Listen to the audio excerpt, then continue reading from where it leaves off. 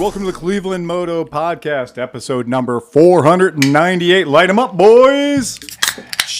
Oh, yeah. A nice, that was a yingling out, man. A yingling out. Woo! It is I'm telling you, what a day I've had. I'm gonna bring you guys all up to speed, but I've been beat hard today.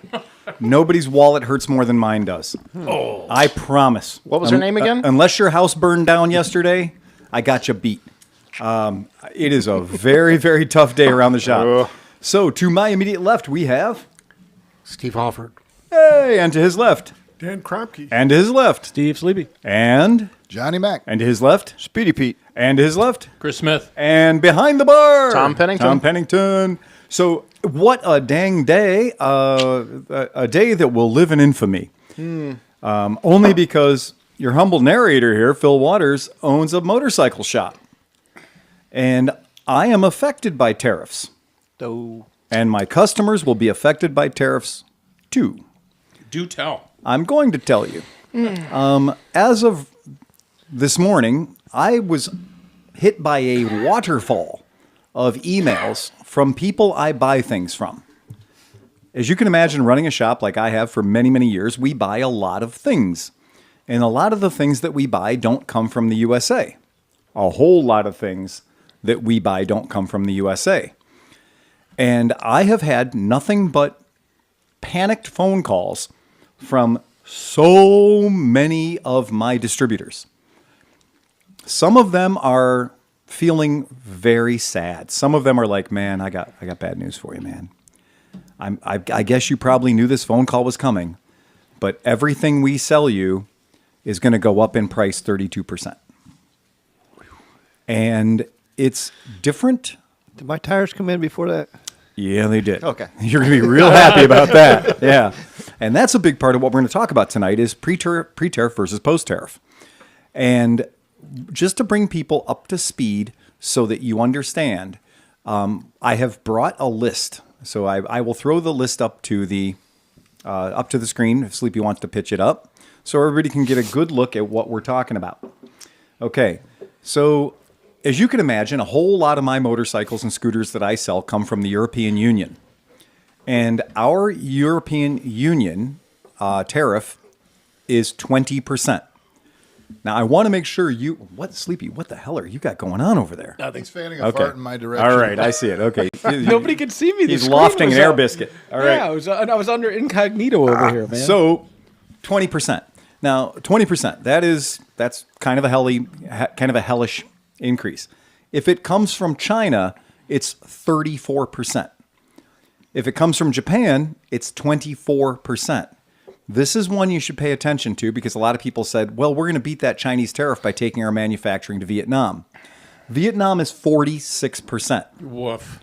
Woof is right. So to put these into perspective, though, I mean, you got the first column is what it was yesterday, and the second column is what it is today. Yep. Okay. Yeah. So the European Union, it's only gone up 1.5%. So that's negligible, let's call it. But some of these others are significant. Well, no, this is not, that first one is not what we're paying now. The first one is the share of our U.S. imports. Oh, there you go. Okay. Right. Yep, So to clarify, European Union provides us with 18.5% of our imports. And that tariff went from no appreciable tariff to 20%. I mean, I buy things from Europe for the past 25 years, never had to pay a tariff on anything from the European Union. And now, getting down that list, Taiwan. You would be shocked if you worked at my shop for a while, how many things that we sell on a daily basis that come from Taiwan. And I know that's only 3.6% of our tariffs in the United States, but hitting my shop at 32%. If that item I sold you last week was $10, it will be $13.20. That is a massive, massive increase. India, 27%. Who likes motorcycles that come from Thailand?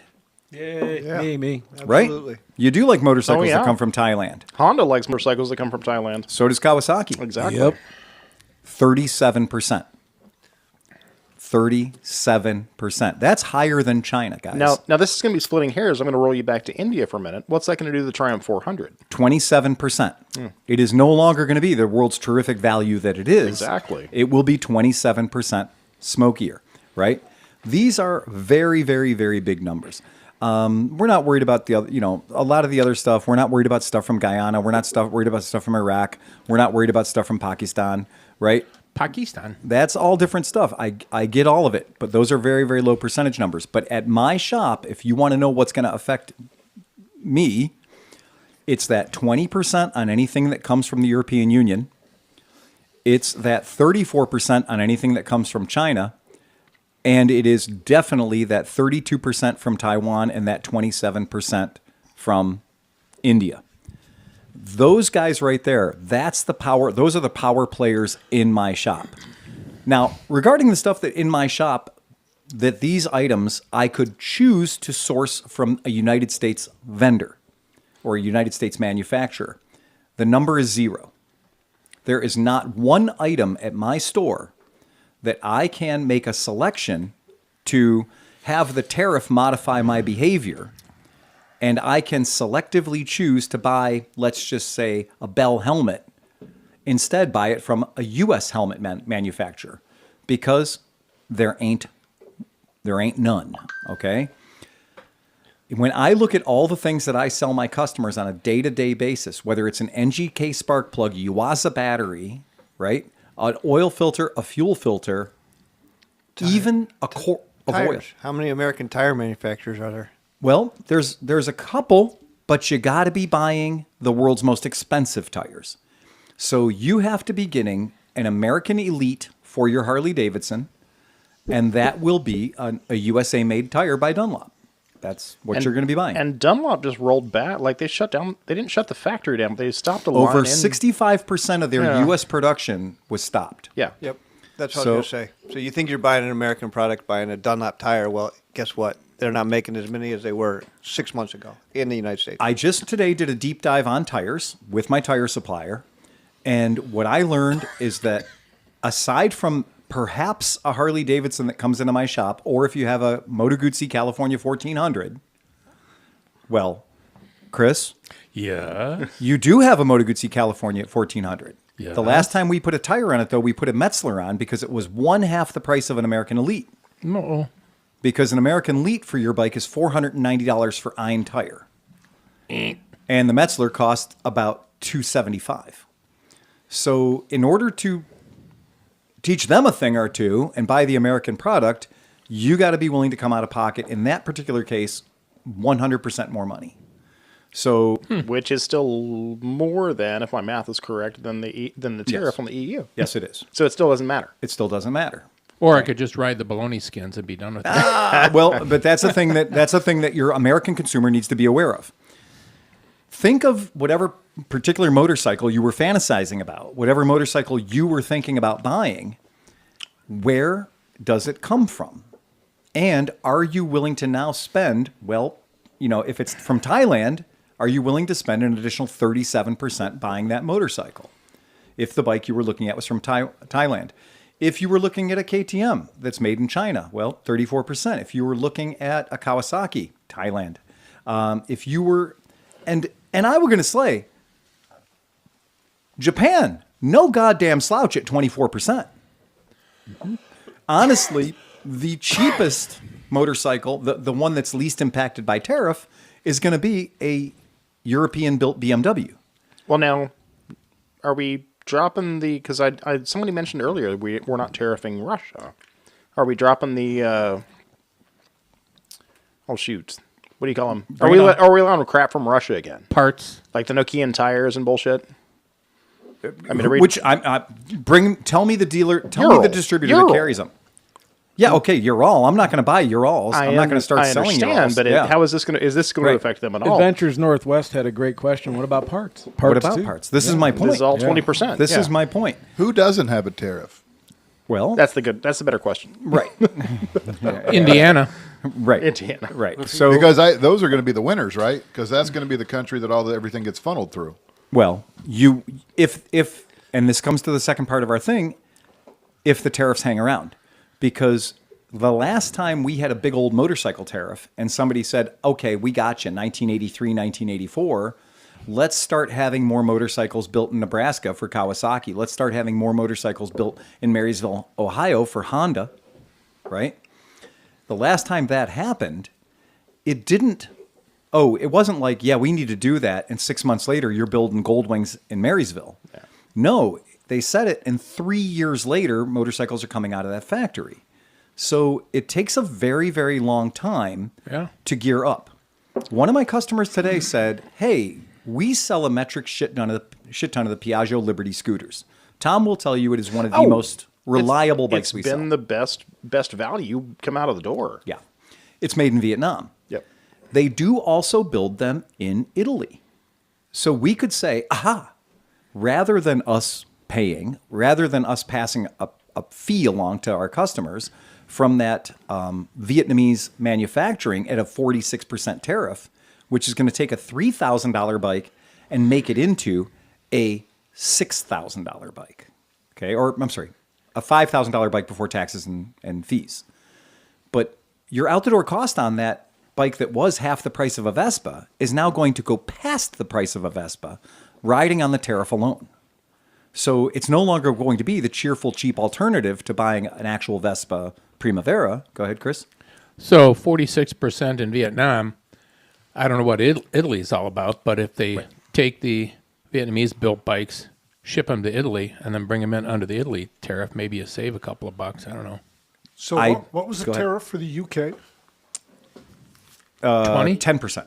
10%. 10%. So are Triumphs If considered you- to be UK bikes? No, not at all. It's country of origin. And it very specifically states country of Yeah, origin. because they're not going to reopen Hinckley. Because the Well, Hondas say Thailand. I mean, the Hondas do say the Thailand. VIN numbers. Are I've gotten, Thailand. my Honda parts supplier, I talked to them today. I talked to all of my parts suppliers today because today was the day that every single person called my shop and said, I want to alert you that order of parts you placed the other day for $1,800 has not arrived on our shores yet. Therefore, you're going to be paying, a and I little think bit more.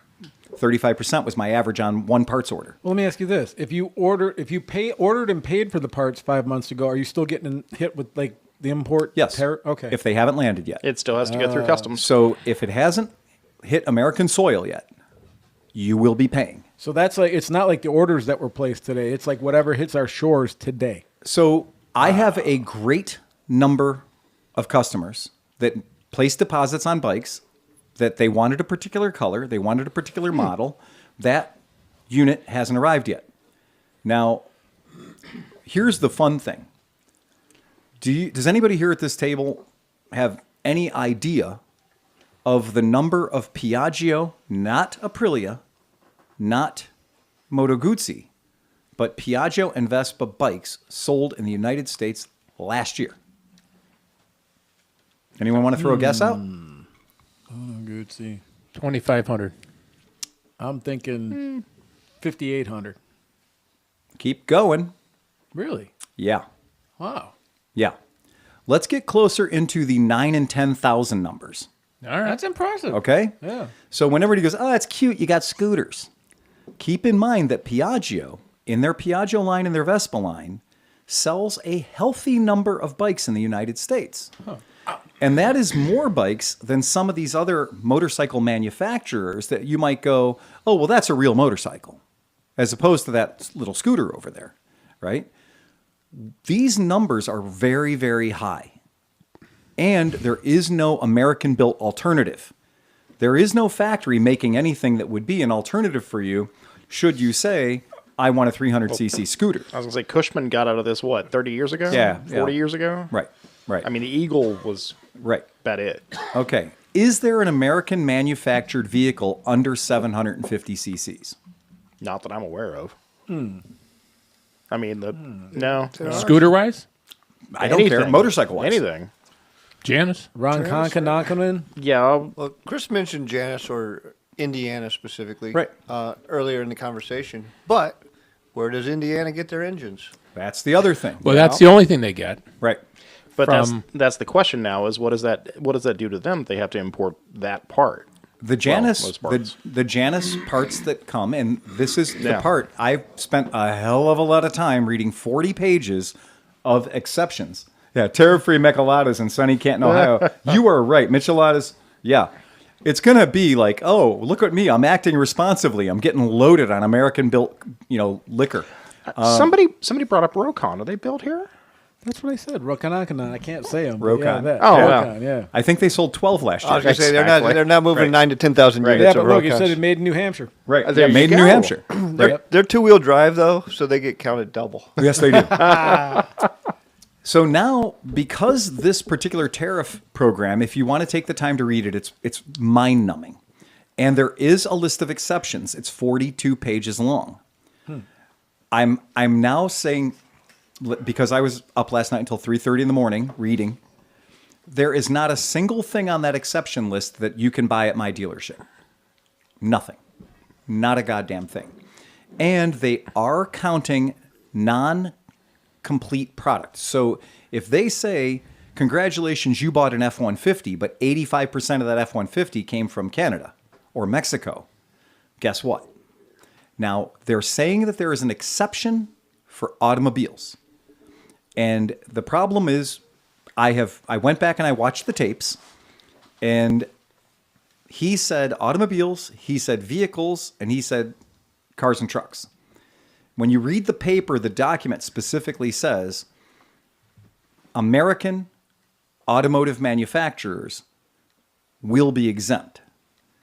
But it does not say, But isn't the point to get people to make their companies here? So like Honda has Yes, things they do. here. Oh, Volkswagen's got a huge plant in So Chattanooga. are they? I mean, if it's here, they can't tariff it, right? well, Or then some of it- the parts. Then it gets down to how many parts are inside of that thing, and where's those parts coming and where do from? those parts come from. And having secondhand information about all that I can't really talk It's about okay, either. but you can say things, you just don't have to put names down. Exactly. Right. Having heard those conversations and felt and the hair pulling and everything else and screaming and yelling about each individual down to the microprocessor part. Yep. Everybody hates you. Everybody hates you for not you, but everybody No. everybody hates this. Of course they do. Everybody hates this.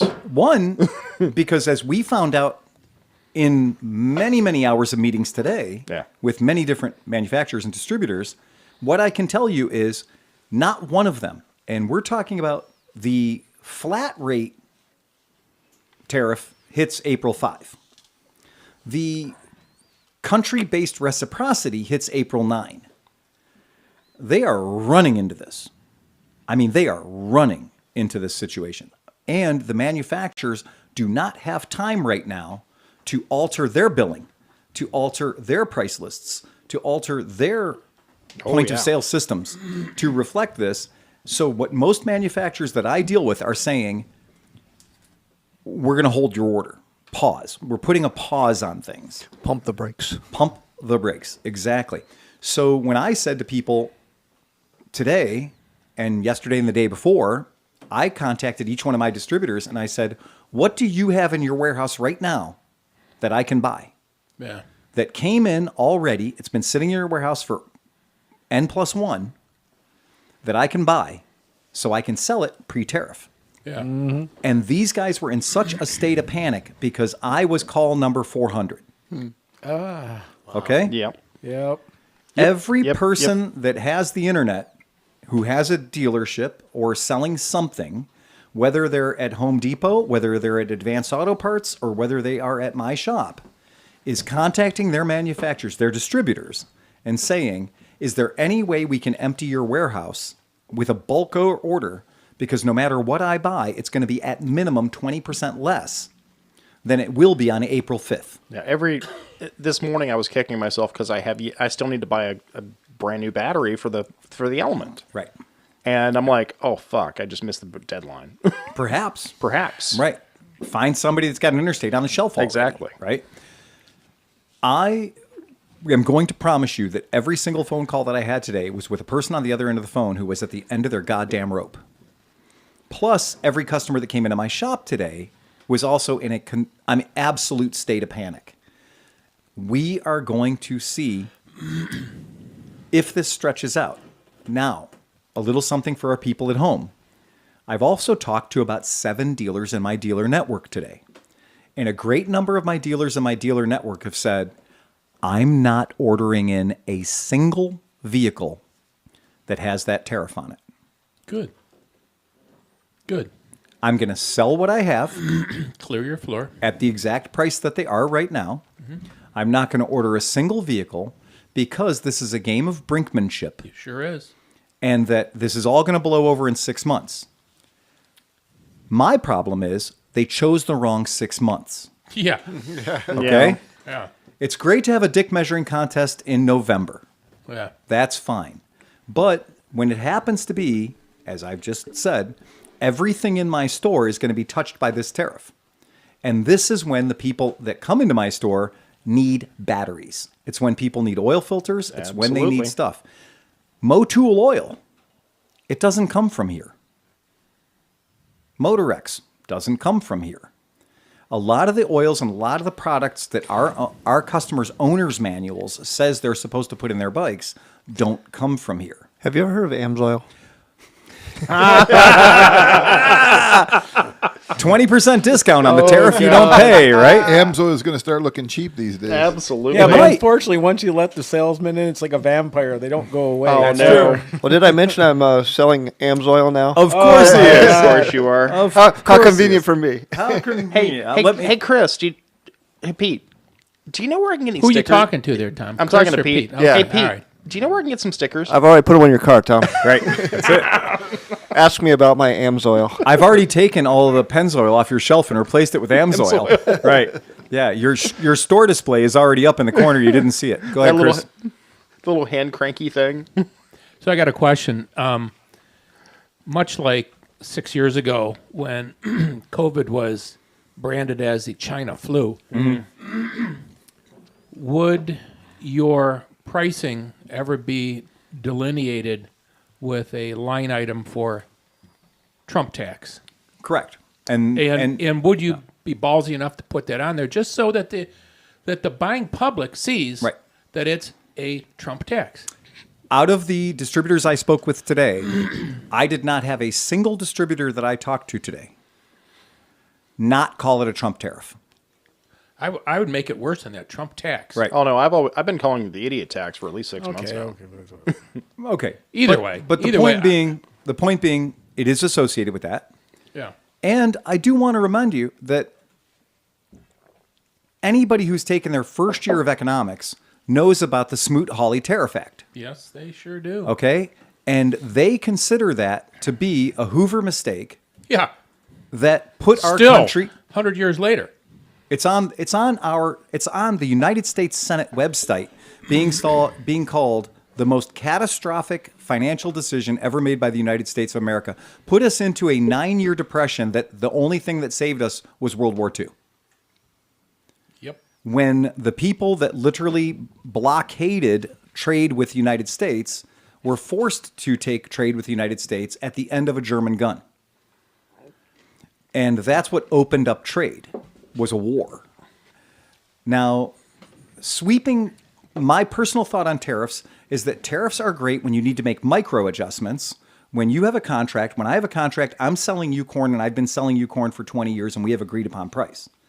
But then Pete starts telling you, I'm going to undercut Phil's corn by 20% so you buy from me instead. And Phil goes, wait a second, we had a contract, Steve. I've been selling you corn for that price for 20 years. What I might do is I might say, okay, anything that I normally buy from Pete, I'm going to stick a tariff on, since Pete likes selling me stuff too. So if Pete doesn't have a customer with me anymore, he might be inclined to back away from that sweetheart deal with you and give that deal back to me again. Surgical tariffs do work. Pete, that Unfortunately, the Smoot-Hawley tax tariff was a broad sweeping blanket effect, shotgun effect. That we can look in our history books and we can read about that, and we don't need to be political. Nobody's up here arguing about like, well, I've been a Hoover guy since day one, and I'm gonna back Hoover, right? He never did anything wrong. Well, right? Conversely, for the past 40 years, let's be honest, Yeah. we've given business all of the sticks, all the carrots. Yes. Never hit them with a stick. Yes. That's been the entire thing. Of course. Neoliberalism literally is, here's all the carrots, please give us jobs, and they haven't. And this is a big wonkin' stick, but it's not going to have any results, just the same as giving them all the carrots. If we said this is going to bring manufacturing to the United States, Yeah. I invite you to tell me, how quickly can you ramp up production in the United States to take advantage of these tariffs? Well, all those 3 years. 3 to 4 years. Yeah. How long is Blue Oval taken? It's $1 billion operations, like $9-10 billion factories. So- that doesn't go up in 2 days. No. And in the meantime, what does the average American consumer do? John told me this earlier today. How are you responding to this, John? Just not buying shit. Bingo. And that is Smoot Hawley. That is exactly what happened, is you are going to stop buying stuff. Go ahead. And I would proffer that the American companies that want to bring manufacturing back to the U.S. before tariffs, that they said, in 3 years, we're going to slap tariffs on you guys. I bet they dragged their feet up till 60 days before. and say, absolutely. Yeah, we're not doing it. I think they'll fold. Most, again, more things I'm not supposed to talk about. Most manufacturers have just said, fuck it, we'll wait 4 years.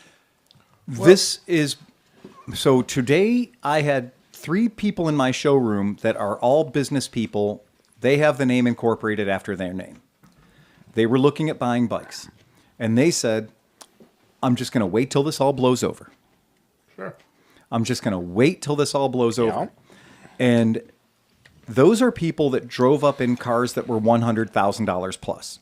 It doesn't help you. It doesn't help me, not one bit.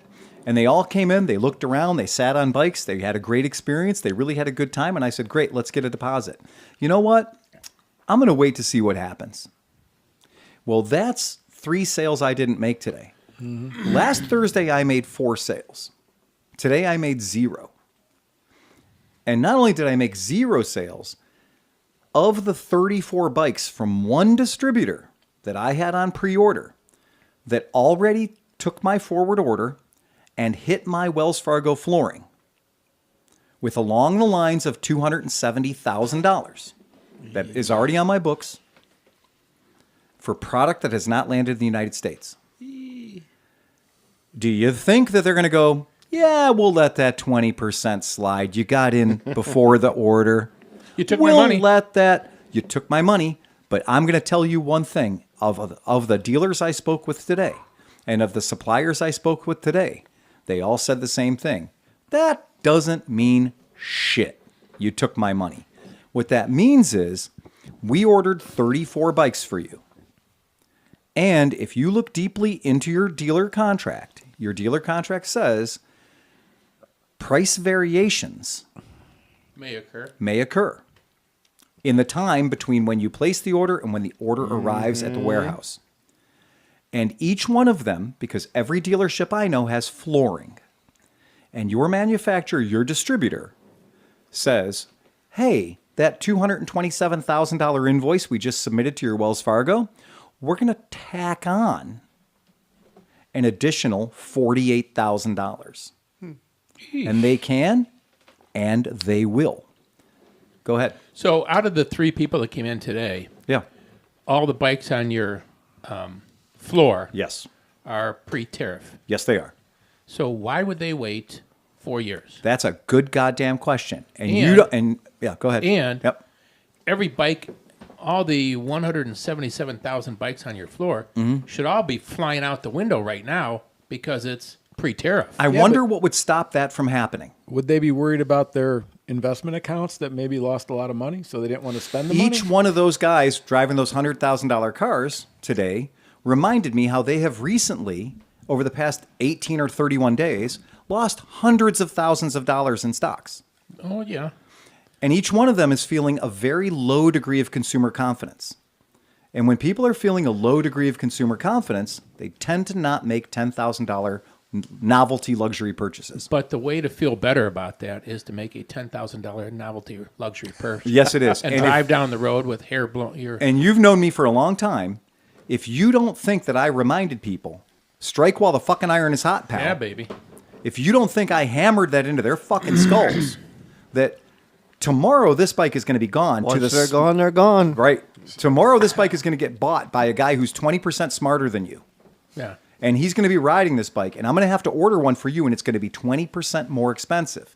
And that guy goes, yeah, that's a vibe check I don't like. You've turned this from being a fun experience into a predatory experience. So it's How did you do that, though? No, because he feels like he's at odds in a situation that he can't get traction against. so it's I didn't put him in that position, You did not. but he still feels it. And he feels it in my building. You should have told him the predatory position would be like, this bike's 20% more, even though you didn't pay the 20%. I had a rep today tell me you can leverage the bikes that you bought pre-tariff by selling them at the post-tariff price. And that will ease the sting of the price you're paying for the post-tariff bikes. That'll alienate your customers. That's what that'll do. Okay? And that was my rep's best fucking solution for a bad situation. Must be an MBA. Well, what you could do is sell the new ones that are on the floor for half of what the tariff is, and then lower the cost of the new bikes by half the tariff. You could do And then price have- averaging. Yeah, and then Yeah, you could do price averaging. Right But, now, but I the- mean, it's Yep. bad either way, Yep. but it still gives a like a more longevity to the selling of the bikes. right now, the only kryptonite I have against the negative vibe of a 20% increase in product for no goddamn reason other than tax collection is buy it pre-tariff. That's the only kryptonite I have, and that's only going to last for existing inventory. Yeah. Because I got to make a strong decision about taking 34 bikes that are all going to be 24% or 20% more expensive. And also the fuck you factor of I ordered these things 30 days ago. Right? But when I ordered them, they were still in a warehouse in Europe. And now they're on a boat. They haven't even gotten to the US yet. So my pre-order status doesn't fucking matter. And also the 7 or 8 people that I have that have deposits. Right? Because they didn't want to take the green one. They wanted the red one. Well, The red one's 20% more. I'm calling these people and saying, look, you bought a bike at a certain price. The red one's going to be 20% more. And I understand that you feel like I'm fucking you over on this deal. I have a green one here that is not 20% more. I will move your deposit over onto that vehicle and let you have the bike at that price. However, I promise you, nobody in any supply chain anywhere is going to go, yeah, you got your order in before the tariff, so we're going to honor that. Because I did a little short math, and the boat that's bringing the bikes in question, that 20% is $7 million. So what company can you think of is going to say, yeah, they had their order in ahead of time, so we're going to come out of our pocket $7 million to satisfy over 100 dealers worth of orders, and it's the largest order any dealer is going to place this year because it's the order that was supposed to arrive here on April 1. what about? That's a joke. Yeah. I mean, the used bike market's going to be the way to go. I mean, Until- if you could buy almost new bikes Yeah. and start stockpiling them Until- right now, until that jumps up. And, Bingo. You know, And we saw that happen during COVID. but now's the sweet spot. Like, When those manufacturing- Ewan bikes you got Yeah. at a really good Oh, deal, they're going to be worth even I'm feeling really good about those bikes right now. So how many? It's going to be time to clean out the warehouse of all the projects. Just How get many? them- How many extra bikes have you picked up in the past 6 months, Phil? Right. How many extra bikes have I been working on for you? In the past Absolutely. 6 months. Right. And that's getting going to ready help for us. this exact That's moment. going to help us because during Because COVID, actually, Sean O'Hara just brought this up. He's like, Yeah. "What is same thing? What is this going to do to the used Right. bike market?" Dan Hostick, he just said it. Look what pandemic did to the pre-owned market. Yeah. So here's the issue with the pandemic. With the pandemic, the reason we couldn't get any bikes was that factories were closed due to COVID, social distancing, et cetera, et cetera. Supply chain Production issues. was zero. Yep. Whether it's computer chips or people at the factory, or the factory had to close because 10% of the factory got COVID and 1,300 people died in a week. Yeah. Right? These places where we buy our stuff, they stopped making stuff. So they stopped making stuff, and that made the value of the things that were out there more valuable. Absolutely. It raised the price when a customer came into my showroom and said, I want to look at the new Moto Guzzi's. And I said, well, we don't have any new Moto Guzzi's. Can I show you a 5-year-old, G400? Can I show you a used bike? And they were like, well, I want something because social distancing. But I'm going to remind everybody that COVID came along with $500 stacks of money that nobody worked for. You were social distancing if you wanted to do anything, you were working from home, you were sick looking at your wife and kids, you had to get out of the goddamn house, right? You had many, many incentives to go buy a motorcycle. And none of those things exist. The stimmy checks aren't there. They're not there. Nobody's forcing you to stay at home. You're at work and you're probably working harder than you've worked before. Your expenses, your grocery bill's gone up. Your cost of living has gone up. And your pay probably hasn't gone up at the same pace as your cost of living. Not around here, it hasn't. So what's probably going to happen is there's still going to be supply. I can think of KTM has over 230,000 motorcycles they need to get rid of. I can think of a lot of companies. Are they in this country? No, they are not. Yeah. So they're going to get fucked. And I just am going to tell you, when you compare when you compound malaise, lack of consumer confidence, a sense of this will all blow over, this is some temporary dick measuring shit, what's going to happen is there's going to be a large gap where nobody buys nothing. You'll buy the shit you need to buy. You're still going to go to the grocery store. You're probably going to go to Aldi instead of going to Heinen's, right? You're still going to buy the stuff you have to buy, and you're going to hate it every step of the way when you discover that cabinet that you want to buy at Home Depot didn't actually get made in the United States, and it just went up 20 to 40%. Mm-hmm. That's everything you need to buy. If you need to buy a new sink because your old one's broken or what have you, it's going to be expensive. It's going to be more expensive than it was before. I mean, what's Amazon going to look like now? If the average thing that you buy at minimum goes up 20%, did your pay go up 20% to match it? And if your pay didn't go up 20, or your Social Security didn't go up 20%, if you're on a fixed income, if your pension didn't go up 20%, if your income didn't go up at least 20%, you're going to go into a period of not buying so much shit. If you're building a new house and the cost of your lumber and things to put in that house just went up because it's fine Saskatchewan hardwood. They said that the average, I just heard this on NPR on the way here, the average house in the next year, like $250,000 house, right, is going to go up $9,000 to $15,000 in material costs just for the house. Now the other rainbow of this, because I've been on the other end of this too, is you're going to swing heavy on your credit.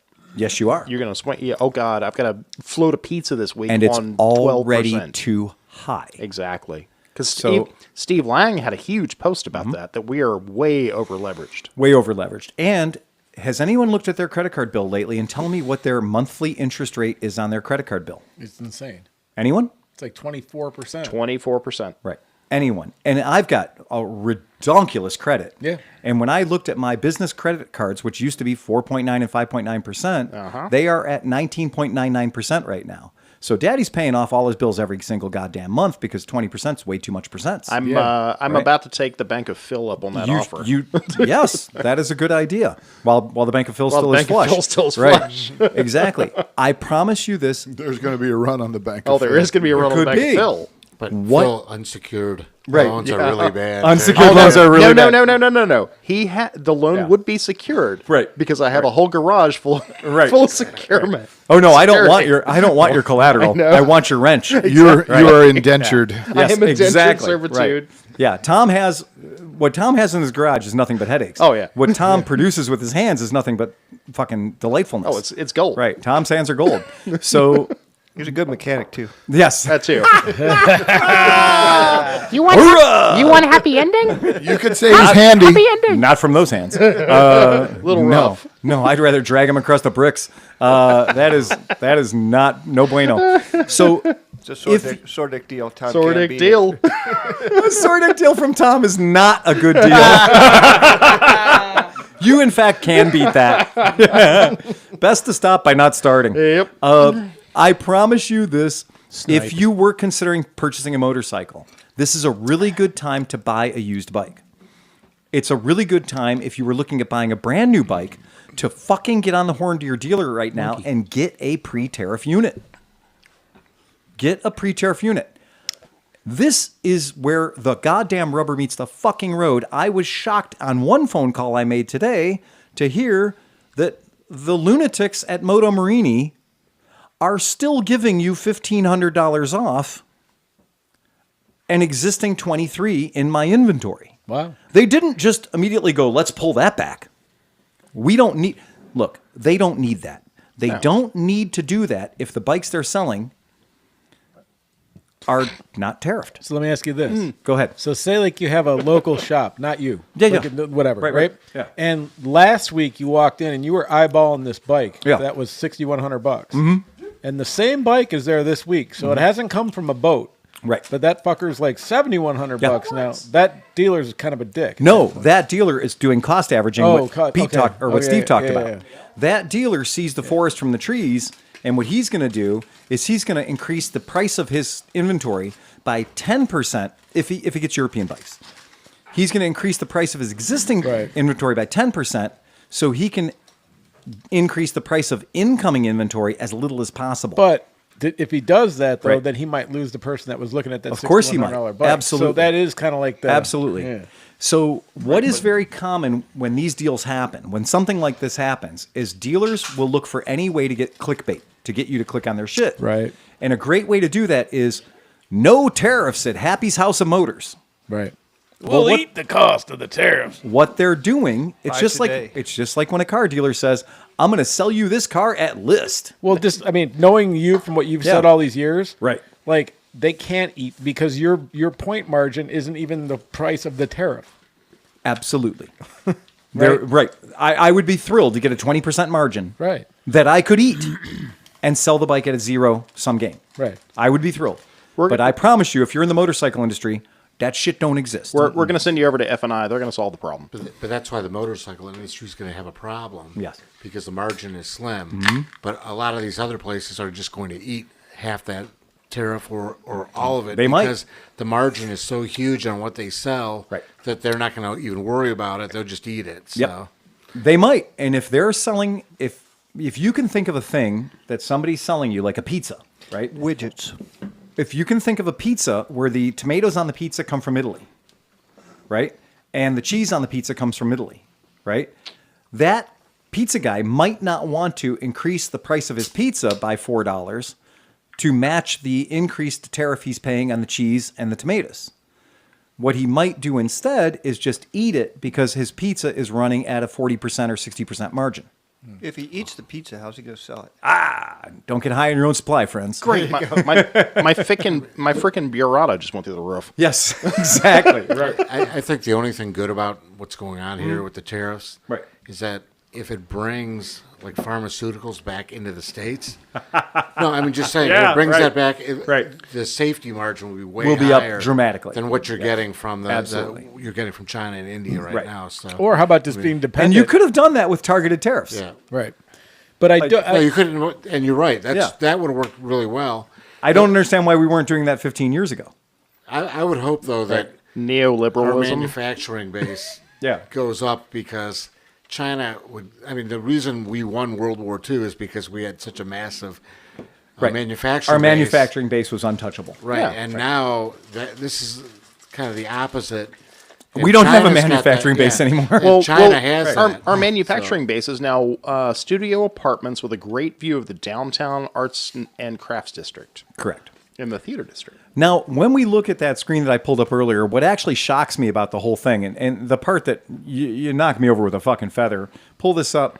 When we look at what they call the share of U.S. imports, I was shocked to find out that the European Union has a greater share of U.S. imports than China does. Because I live in a world where Harbor Freight exists. I live in a world where Walmart exists. I live in a world where Target exists.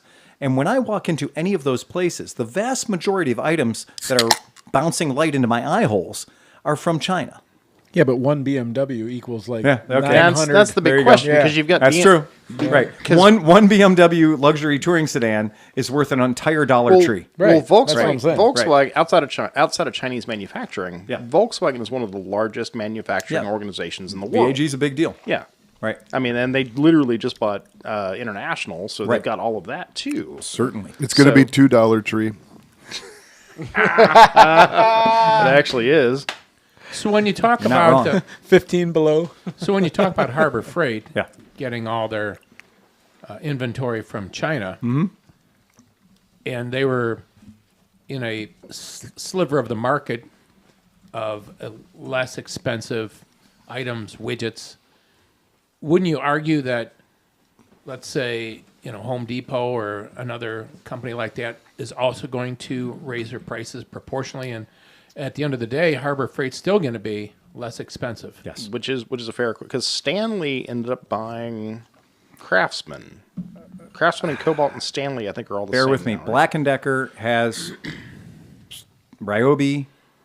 No, the yellow ones. What's the yellow ones? What are the yellow DeWalt. tools? DeWalt. Yeah. So anyway, I don't want to get into All the the- weeds all the- on yeah, that. yeah, but yeah. but yes, it is. But that's the thing, is that because Because I think Black & Decker bought Stanley and DeWalt and et cetera, et cetera. Because et cetera. when the whole Walmart thing went down, Stanley went bankrupt, and then they moved all the manufacturing to China, and it started to suck. And then they Absolutely. were like, well, we need to buy this and bring the Did quality them back up. Calibro oil filters come in yet? Mr. Swearingen with a $10 pledge. That is bribery right there. That was a $10 my question. friends, that is a $10 question. Did them Calibro oil filters come in yet? No, but they have been ordered. And Dave You're is getting gonna, a discount. And just Dave paid is the gonna tariff. He's going to get it, yeah. Dave is gonna love this. I have had not one, but I've had one person put in a deposit on a bagger. Oh, A person who's not Dave Swearingen. right. And then I had another person come in who wants to trade me in their BMW motorcycle, small like F650, wants to trade me in their BMW motorcycle for a bagger. It's a popular. And then I bike. have another person that wants to trade me a TNT 302 that I sold them 3 or 4 years ago for a bagger. Really Swearingen start the trend. pulled the trigger. Yeah. He has a bike. Everyone else is waiting until mid-June. He bought today at yesterday's prices. And Swearingen got the bike pre-tariff. Oh, he got the smoking deal. He got the smoke and deal. Everyone else, all these other people, will be post-tariff. Yep. Their badass bagger is going to cost them 20% more. Eesh is right. And Swearingen came in. He saw, he liked, he bought. Bam, bam, bam. He's done. He's good to go.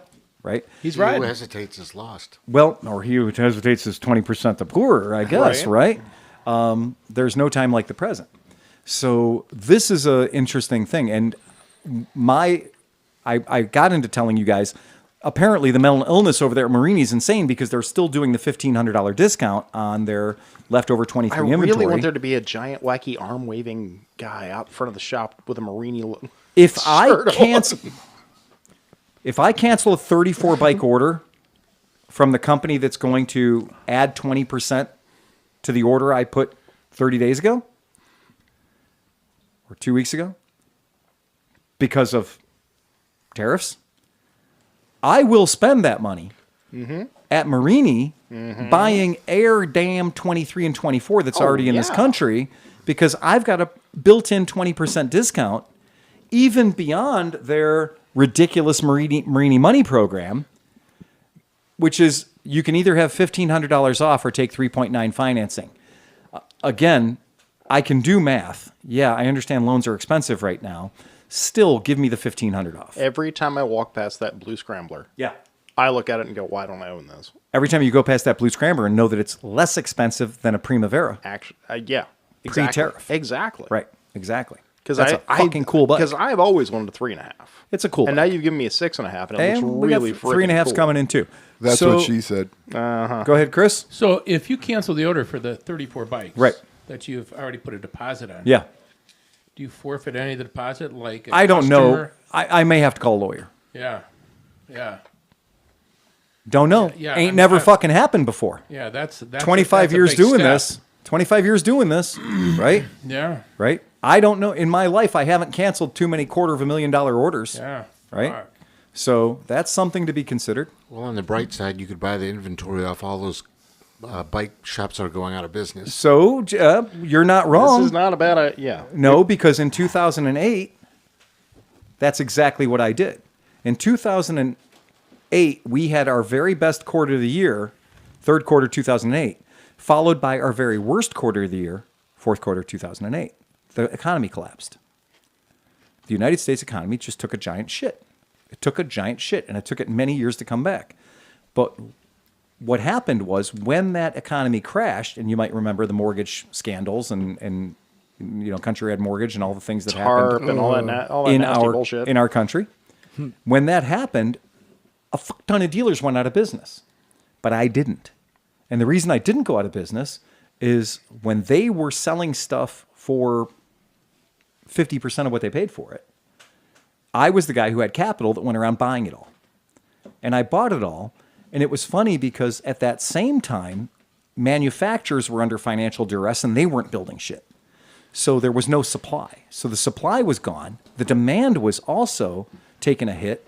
But the dealerships, there was this bonus supply that had already been paid for that was financially distressed. And the flooring companies, the finance companies, General Electric and Wells Fargo, they wanted to get their money. They wanted to get paid, even if it's only a percentage. And I was there to write them the check and take the bikes. So it was funny, not funny, when people are like, oh, well, we were at XYZ dealership and they had 3 bikes on the floor. Mm-hmm. Yeah, well, where are they? Well, they're all in my shop. They're all in my showroom. And they're here. I didn't have any problem getting people to pay me the full boat price when other dealers within 295 miles of my shop had no inventory or were, more importantly, out of business. And we went from 7 Vespa dealers within 50 miles of Cleveland to me in 2 years. And those dealer organizations that I was members of, who were beating their chests and talking about like, oh, you want to be a part of our dealer membership organization, that'll be $10,000 annual dues. And then magically, by 2010, they were like, would you please be a member of our dealership and we'll pay your dues for you? Because we don't have anybody, right? We live and breathe on data, and we don't have any data sources coming in because 60% of our dealers are out of business. I don't think it's going to be like that. I don't think that's going to be what we're looking at, because that financial collapse that we went through was a different kind of financial collapse. Our banks were overextended. General Motors was overextended. The banks were overextended. But there were still merchandise out there that people could buy. The Big Short. The Big Short. Exactly. That's exactly what it is. So this could have a major impact if you're considering buying a motorcycle. If you're considering buying a motorcycle, get on the horn right now. Contact a bunch of people, see if they have pre-tariff inventory that you can latch a good deal on, because I think that any dealer, any shop, any mom and pop shop that's got to pay their mortgage or has to pay their staff is going to be looking ahead 6 months or 8 months and going, man, it sure would be nice to sell some of these bikes we got hanging around here to generate some capital for the things that we don't have any choice about buying. And I'm going to tell you what those items are. When Tom rebuilds a motor, there's parts in that motor rebuild. Mm-hmm. And I don't have any choice about buying those. I have to buy those. When we sell tires, I don't have any choice. I got to buy tires.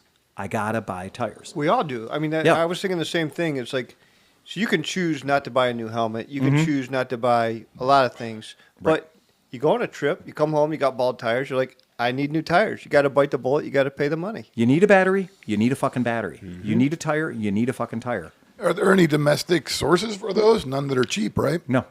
Everything that you're going to get. And not for the sizes we're familiar with. Also true. Because let's talk about batteries. There is no battery in the United States of America. Correct. You have nobody that can process lead because, let's face it, every battery in the world, other than gel and lithium, is going to be lead-based, and nobody here in the country can handle that. Mm-hmm. And then on top of that, if you're talking about gel or you're talking about lithium, yeah, they're definitely not going to be made here because they're too expensive to make if you made them here. That's right. And so what you're going to end up with is you're just going to have to eat the price. Correct. That's exactly right. Even Yuazas that we love at the shop, and we absolutely do love Yuazas at the shop, they are not domestically made batteries. That is what it comes down to.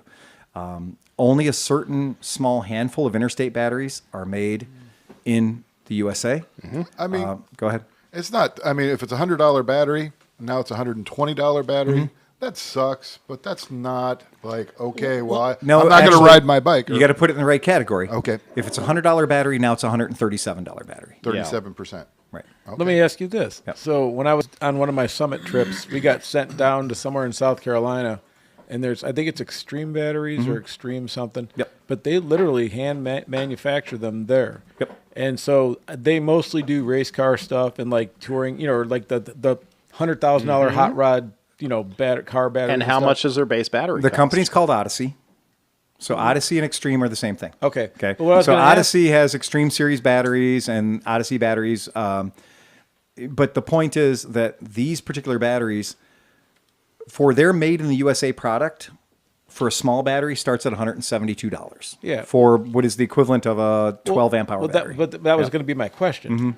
So do you see these places that they already have the manufacturing capabilities, they have the facility. Right. Do you think that they'll be like, you know what, we should come out with a non-race like we can take the cells that maybe aren't like 12,000 horsepower cell batteries, but we can repurpose these into and start making motorcycle batteries or something just to fill the gap. So one of the batteries that we used to carry, because we like having certain things shopping and be like made in USA is great. So there's a company called Big Crank. I know it's hilarious. Fucking Big Crank. Big Crank. And I did check, and they are made in the USA. Check. Hold on. Wait. They are assembled in the USA of foreign components. Yeah, so they're going to get fucking tagged. They're going to get tagged. It's nice that they're assembled in the United States. That's cool. And their price generally runs about 40 to 50% higher than a Yuasa, right? That's tough. Do they consider value added in the Yeah, tariff? I don't know. I don't think so. Yeah. They're going to charge you a material cost. Right. But then you figure your material is not exactly 50% of the cost of the battery. And that's Probably exactly right. Less if it's Had if this it's been a value added, tariff 'cause- that they'd been planning for a couple of years, I would believe that they would have considered that. But this right now appears to be a shotgun blast type tariff. The problem is, it seems to be that, these guys don't know what they're doing. Right. Is what it comes down to. They have not talked to a bunch of economists, otherwise they would have been slapped around the head. Well, but the reality is when you start talking about value added overseas versus American made and everything else, where does the value added go? Right. These guys are like, I don't, that's language I don't understand. No, if you manufacture no, here, I understand. Oh, okay. I understand value added. And I've passed only 2 economics classes in my life. Well, my economics How'd you do in the professor rest said of them? that it's worthless information. I He failed said those. It just gives them a job. So. Why do you think I'm a mechanic? Oh, wait, that's because, never mind, we're not going to get into that. Right. So this is a thing where I think that this is one of those deals. If somebody says, jump out of the car, everything's going to be fine. Right. And jump out of the car, everything's going to be fine is say, well, no, I don't think everything's going to be fine. And you go, no, it's going to be fine. Stuntmen do it all the time. Right. Yeah. And that's the amount of planning we have here. I've seen guys on TV jump out of cars. Yeah. And everything's it's fine. got to be easy. It's got to be easy. So unless this is just a game of liar's poker, right? Well, we're at the turn right now, and you got a 2, 3, 4 showing. Well, you might have a 5 and a 6 in your hand, or you might have squatouche. Right? If As we're Chris would say. if we're showing our hand here, Yeah. BYD is now eating Tesla's lunch.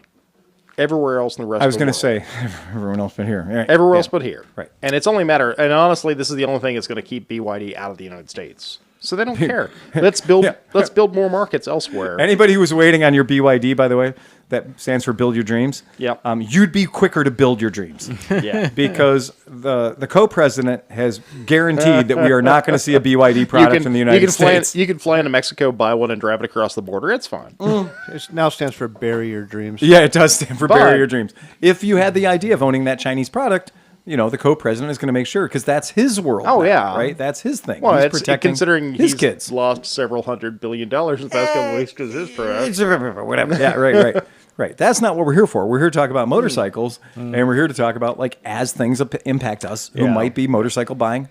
Well, speaking of things that impacted us, the audio tonight is sponsored by Crescent 9 THC Seltzer. But these are 50 milligrams each, so they're That pretty is good. a fucking heavy hitter, Good man. God, these are Sleepy, all how are right. you still operating 50 the board? migs. Yeah, no, they're So good. anyway, let's lighten this podcast up a little bit. Yeah, just try to, Yeah, we're That kind is of getting a little fantastically- heavy and doomsaying. That is let's bring so something up. much. Hey, Phil, do you have any hate mail? You know what? Let me take a look. And Chris, you were asking me about a CRF 250 before. Correct. What was going on with that? Well, That's that's not the kind of conversation that normally comes out of a Chris Smith face. yeah, no kidding. Exactly. I don't think Chris Smith was tall enough to get on one of those. No, he's plenty tall. So I got an email earlier this week Yeah. from Kevin over at GPS, Kevin at what's the name of his company? Anyhow, worldwide tour. So he's doing a tour, 10-day tour of North Vietnam on CRF 250s and 300s. Okay. And so I was talking to this friend of mine about maybe going, and this friend asked me, well, why do you want to go all that way to hurt yourself? Yeah. I think what the friend actually said was, that's an awful far away from home to hurt yourself. Yeah. So, That's a fair statement. So I've seen Chris ride off-road. once. I have a T-shirt at home somebody made for me many years ago after I blew my leg up that says, dirt equals hurt. Yeah. And I used to consider myself quite a good rider. There weren't too many people. I mean, I earned a number 2 plate in a national racing organization. Feel pretty good about that. Did a lot of races, ran a lot of laps, all kinds of cool stuff. I put my ass on a motocross track. I put my ass on a dirt track, and I ended up with a life-altering injury that I still haven't had a recovery from because dirt can hurt. Yeah. So the question I have is, can a 48-year-old guy learn how to ride? 48? Yeah. He's dyslexic. He's 84. Yeah. I was gonna say that must have been a hard 48, dude. I don't think you need Phil's Honda. I think you need an SSR. No, I disagree. Disagree. That's what you're going to ride there. That's what you want to ride. But Okay. First that of all, was my comment. Dan's got a good question. what do we all buy this week, Dan? Oh, Dan. So about the dirt bike. So the reason I bought the tits on a bull, the thing I didn't need, okay? The reason I bought something stupid, or I took it in on trade and I allowed it to happen. I sat back and let it happen to me. Yeah. Right? The reason I did it Think of England. because I wanted to reacquaint myself with dirt. My last several experiences doing dirty dirt shit. Now, we play with SSRs on the ice pack at Steve's house, and we ripped around Hoffert's property with the tunnel of trees and the beautiful fucking awesome thing that it is. But those are pit bikes. Those are pit bikes. Those are play bikes. And ultimately, everything's super duper scaled down and awesomely fun and great and cool. You can hurt yourself pretty badly, but usually not enough to go to the hospital. But there is no terrain feature that we encountered that was higher than my knee. Right? So the big jump at Hoffert's house is about 2.5 feet tall. Yeah. And we wet our pants on that. Yeah. Right? You should ask John about how dangerous it is. Oh, because at you were the down. property. I flipped my quad over the other day, and I was limping around here. You saw last week. It was shit. I was trying to go for like the challenging, like going up over the hill, and and I was successful, and that was the worst thing that could happen to me because then I'm like, well, I bet I can make it up over here. Where and then I finally turned it up to ridiculous, and then I flipped over. Yeah. And, I landed on a big log, and I thought I broke my leg, but I didn't. I had these great visions last year in about August or September when I made this deal. He's not used to big logs, so He's a fucking turd herder. He actually is. That's why I'm more used to wet shit. So last year when I made that decision to get that thing, there were certain criteria that I had that this bike almost hit. So it's not street legal, but apparently our friend Aaron promises me that we can do something about that. Dude, he has street legal bikes that I'm like, what? I don't want to blow him in though. So right. Yeah. So that's fine. So we're going to work on that. But had it been a 300 that had the lighting rig and the turn signals and all that stuff, and it was more like I could commute back and forth to work on it, because for years I did commute back and forth to work on a 1975 Honda MT 250 Elsinore with commute a lighting rig. If you're fast enough through the back roads, if you need to be.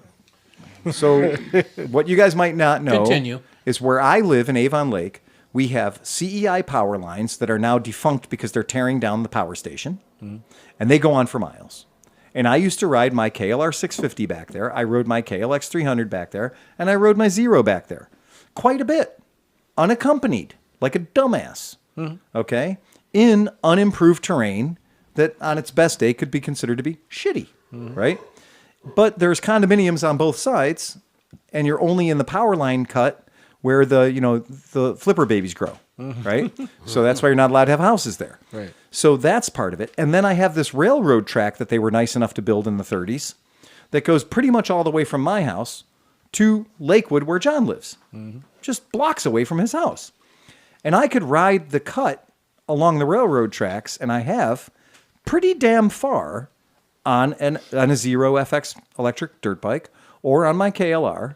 And then if I see a cop, like because somebody called me in, then I just do a UE and off I fuck into oblivion. How do you get over the bridge over the Rocky River? I'm going to tell you, you don't. That's the first thing is you don't. You don't. You get off because there's big gaps between the fucking sleepers. So between the railroad trestle, there is a 120-foot drop to your death. And I know my motorcycle won't fit through that hole, but I might. I almost died when I was a kid. I just happened, for whatever reason, I was flying up the railroad tracks in Pennsylvania, and I came up to the bridge, and I decided, I'm going to stop and get off, and I want to walk out. I'm going to look down and everything. I was almost going to just ride across the trestle, and I got about halfway across, and there was 6 of the sleepers. They were cut out. So they were like, there was a huge hole. I would have died. Yeah, you know why they cut that out? Yeah, so to keep people from riding across it. So right? Yeah.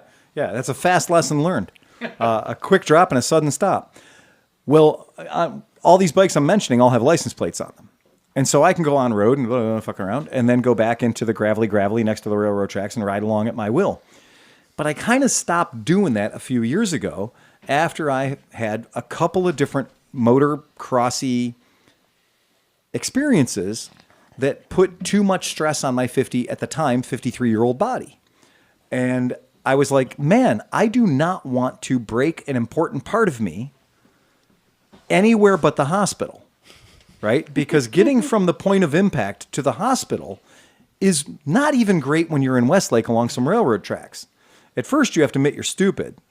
Second, you got to work your way over to where the people are. First, they have to find you. They got to find you. First of all, you got to call 911 and explain. Call 911 and explain how you're breaking the law. Yeah. Right. Steve's down here going, "Cry me a river." Yeah. Right. Exactly. Right. He did it on the street. Yeah. But I just kind of decided that motocross and me, maybe we were done. But every year we go to AMA Vintage Days, and I will take an incredibly inappropriate vehicle and go the hill climb and all the fun shit that we do with the Misfits and yeehaw. And we take buddy scooters back to places that nobody's supposed to go. And they always come back. They always make it back. Yeah, right? Costa with his Stella would lead the way half the time shit. through all that shit. Even when he was on his Bajaj, he would fucking take that Bajaj out and go places nobody should go. Yeah. So I had the Sherco, and I went out one day and I was just like, okay, I'm going to go out and motocross. I got a 2-stroke 290, all the power in the goddamn world, and I went and played around for the woods for a while. And then the next year I perforated my scrotum. Right. Yeah, that was not good. Okay. So I decided kinder, gentler. Get a CRF 250. It's electric start. It has a fuel injector. People that run tours on CRF 250s and CRF 300s and other motorcycles say that the people who have hundreds of years of riding off-road love the CRF 250 because it's completely predictable. They just love it. And they think it's great and it can go anywhere. So I got one. What I'm hoping is it's going to encourage me to go and do some things in the woods, having the correct piece of equipment so I can't say, yeah, it was a 292 stroke and shit happened real quick and it got away from me. I'm a 55-year-old guy with diminishing physical strength and too much metal in my body already. So I want to go at it gentle. That's it. And if somebody said, hey, we're taking a tour, I would immediately say, how much gravel's on this tour? You know, how many narrow roads are on this tour? What is the rider level that you're expecting of me before I take this tour? I love my friend Moeen Khan from Pakistan. Is one of my coolest dudes I've ever met in my life. I will go anywhere he says to go. But every single time I watch a video of one of my somewhat skilled or moderately skilled friends coming back from his tour, I'm like, dude, on the right-hand side, you had a sheer rock face. And 18 inches later, you had a 900-foot crevasse. Mm-hmm. And I watched a woman who has some riding skill just lose her front wheel a tiny bit on baby head rocks. And when she lost her wheel, the bike fell down and she fell with it. And the only thing that kept her from falling 900 feet to her death was that she happened to have her hand got kind of jammed in the front wheel of the bike. So what would be considered to be a bad thing in any other day, your hand goes into your front wheel. Not a good day. But the bike was acting like an anchor, and it kept her whole body from going down the crevasse. Maybe that's not my idea of a good day. Maybe I want my bed to be a little more comfortable than that, right? Maybe I want my ride to be a little more plush than that. So I guess you got to figure out, like, what's your deal? And if you want to take the CRF out, take the CRF out. Go play around on it. There's a little off-road park about 15 minutes from my Conneaut house. It's $20 a day to go ride there. Hey. That's right. That's right. And I don't know what the deal is with Kennedy's anymore or Metal Arc. I don't know what their financial system is to let you use the property, and whether you have to be a membership. And last time I talked to them, there was like a waiting list a mile long to become a member of that off-road park. There's miles of quad runner trails all along Conneaut Creek. If, you can just ride them. So something like that is probably a great way to go out and be like, this is something I might like to try out. Because you don't, there's no replacement for getting out and doing it. Motocrossing is not like, I say motocrossing, fucking trail riding. Yeah. Trail riding is nothing at all like riding on the street. There are things that cross over. There are way more things that don't. Well, that's what I told Chris. I mean, take any one of your bikes and just try riding around a wet yard a little bit. That's true. But that's a fucking great example. We were playing with the KLR. It was his first riding of he rode a KLR for the first time today. Oh, you did? Yeah. Cool. Yeah, I rode it. It wasn't the first time. I had ridden it once before down the. Oh, that's right. Oh, okay. Yeah. But I got it started and I did a loop through the backyard. Well, it's squishy, and I'm like, whoa, be careful now. Squishy. I'm like, yeah, just try that out and see what it feels like. We joke all the time. We're like, yeah, I will do 900 laps of the grassy field at band camp, and I will explore around the very steep hill by where I camp. I'll do the hill climb up into the hills on completely inappropriate fucking vehicles. I mean, Coleman to 1964 Vespa GS. Been on all of them, right? And been up back in the woods where the goats don't go, right? And just do everything with a very slow pace and a very good high. And if you do everything with a very slow pace and a very good high, you almost can't get hurt. Now, we overlanded last year really hard. Yeah, that was fun as shit, man. I tell you, man, inappropriate off-roading is a blast. I love inappropriate off-roading. Nick had his Vespa with us. You were on SSR. Oh, yeah. I was on the Buscadero. And what else? There was somebody else. Was that us three? That was just us. But we forged the whole river. You Isn't know that the great? river that goes up past the thing? Sand. We're like 9 feet of sand trying to get out of it. It's the best. Lifting the bikes up because you're stuck. Yep. Oh, it's fucking great, man. It is the best. It is my favorite thing. But if I were to do like a trip in Vietnam or something like that, I would want to make sure that I was up to it.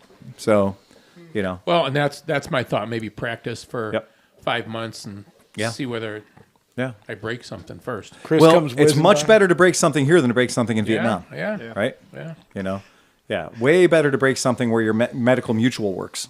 What if this would be the greatest thing ever if something clicked and like that was the thing that Smith was like awesome at. So we just see him come by whipping a wheelie out of 250F. Yeah, I mean, it's like all of a sudden Chris is a I'm not truck. sure if that's a compliment or an insult. No, but it's, I'm saying like out of like you I just know, be backhanded compliment. There's a compliment. What saying you're not good at anything, Chris? Apparently so. no, I mean, Sorry, I think I just blew, we finally found one thing that you're good at. I think I just blew the Being insulted. audio.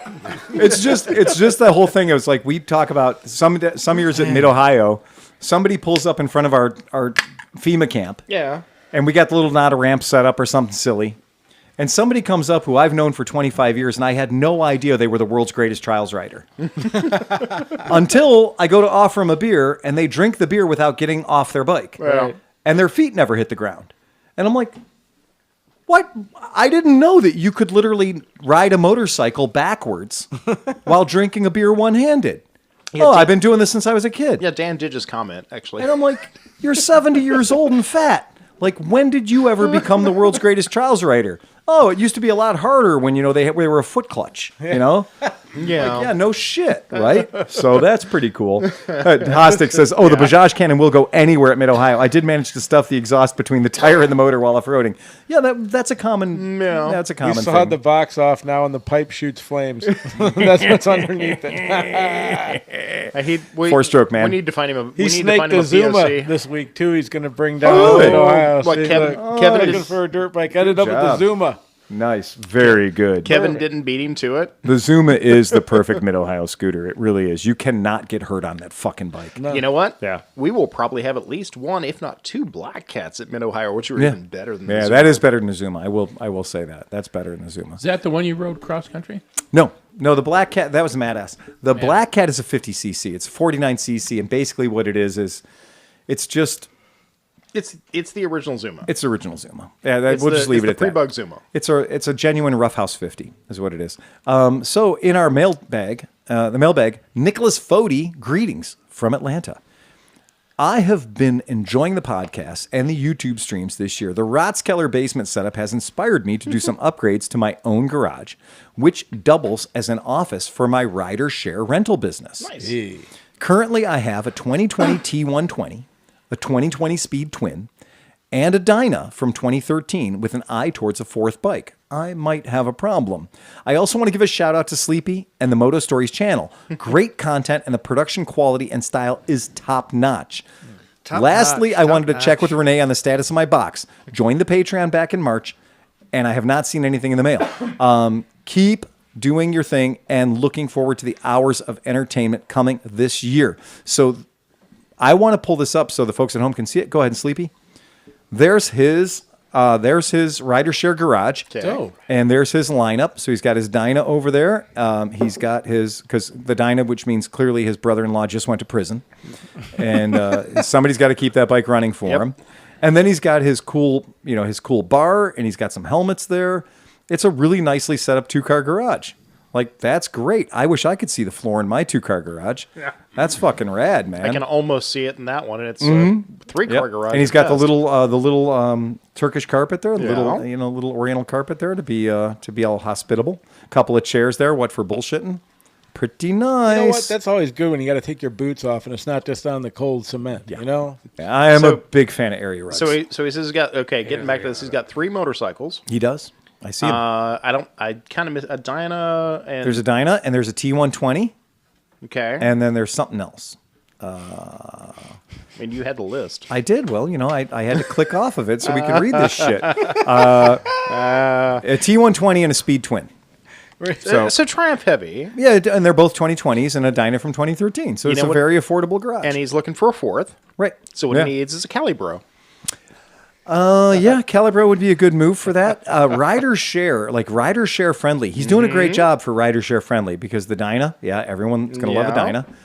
And the Speed Twin and the T120, which are basically, T100, T120. Well, it's a riding style difference because I've been looking at the Speedmaster setup as well. He needs an adventure bike because he needs has an a adventure cruiser. bike. So he has a cruiser and he has 2 cafe standards.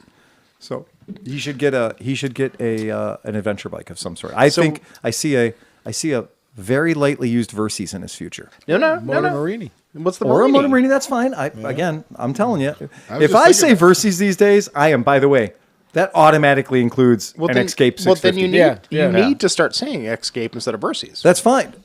I am completely interchangeable on these bikes right now. As a dealer, I of the understand. Escapes. I get it. Yeah, I get it. There's worse things to be co-associated with. LCF Moto. Right. Yeah. Well, that's fine too. I know. But my point being, follow what you've done already. Pick up a 6-year-old Versys for $3,200, and Bob's your goddamn uncle. What's the Escape after the Fanny's discount? your aunt. Right.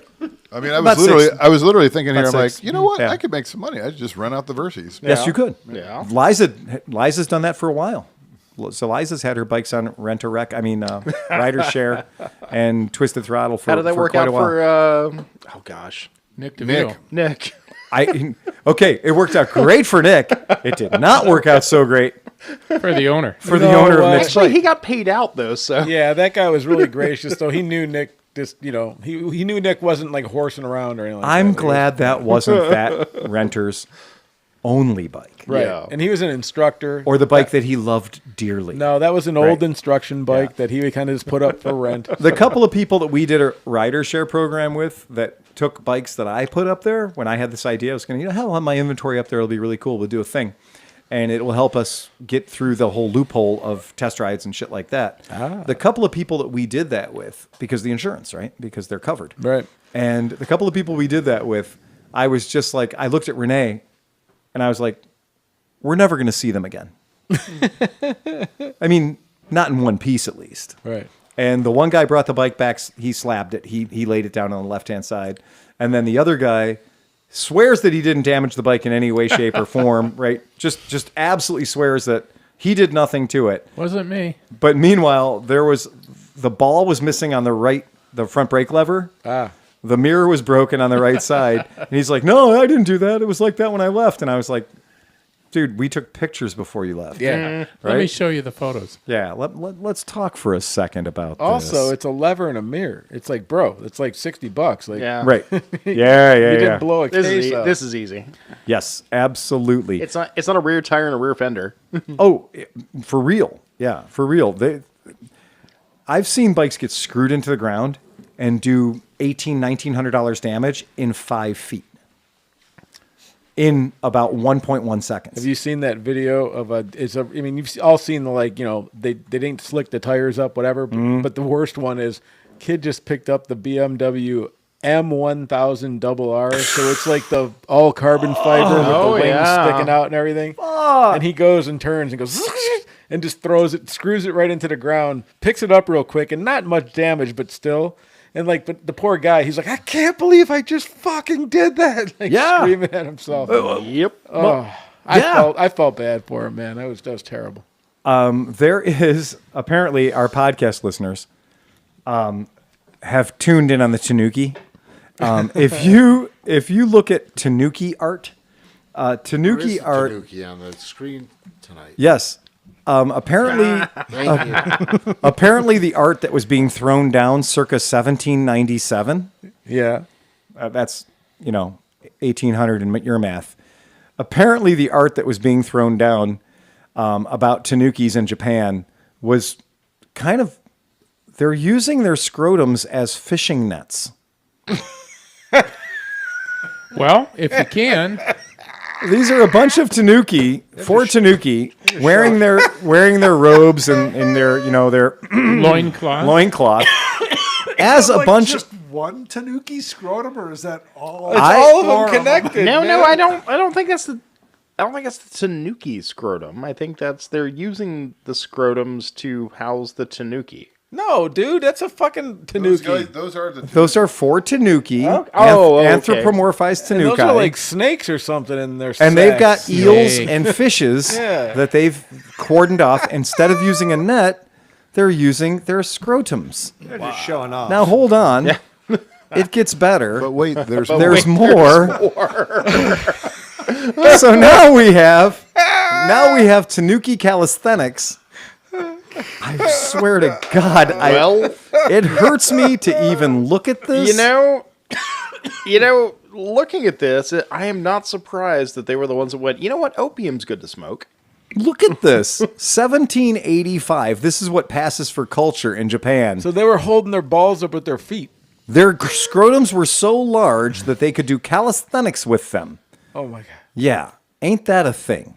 Yeah. You know what? And you see the labor of the guy in the foreground trying to carry that massive scrotum. Massive scrotum. That's, now you look at anime these days and you're like, wow, what the hell? These people are fucked up. And then you look at this and you're like, No. they've always been fucked up. But seriously, that is 240 years ago. Oh, I know. Yeah, that's I get it. 240, Yeah, you're 250 right, it years looks ago. like- yeah. That They is haven't gotten any smaller. that is 250 years ago. And that is what people were like, yeah. And the difference is now the anime chicks with the impossible, Yeah. overhang. Traditionally the fisherman's wife is the go-to. Is the go-to, right? Yeah, I get it. That's the only way you could raise ginseng because it needs to be in the shade. It has to be in the shade. Oh my God. You've tuned into Art Talk. It is one of those things. It is such It is so awesome and depraved. Thanks, Colby Neely, for that, by the way. Well done, sir. Look, the Tanuki I got in my box is high gloss glazed ceramic. Yes, right. Go.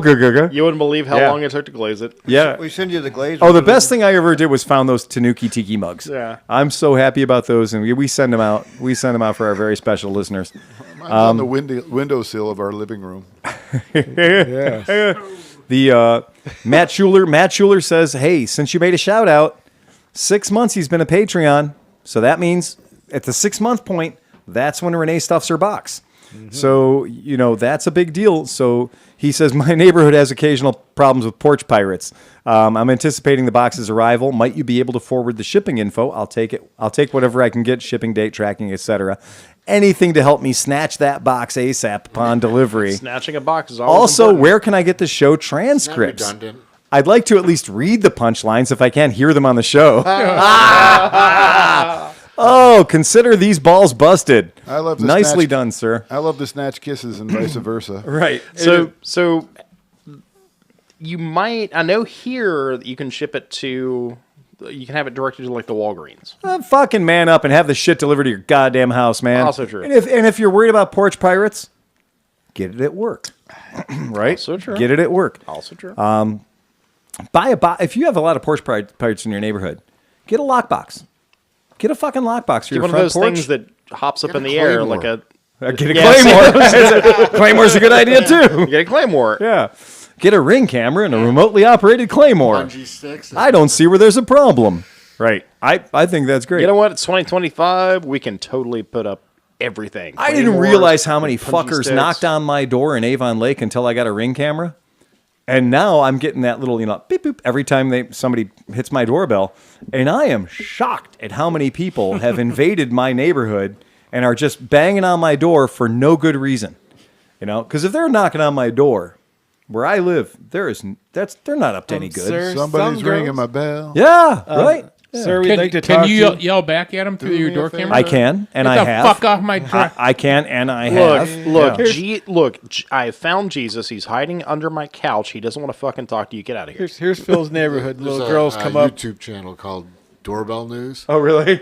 and they have it's all Ring doorbells. Oh, it's all Ring these doorbells. people. I mean, they have people getting shot. I mean, Yeah. Oh, yeah.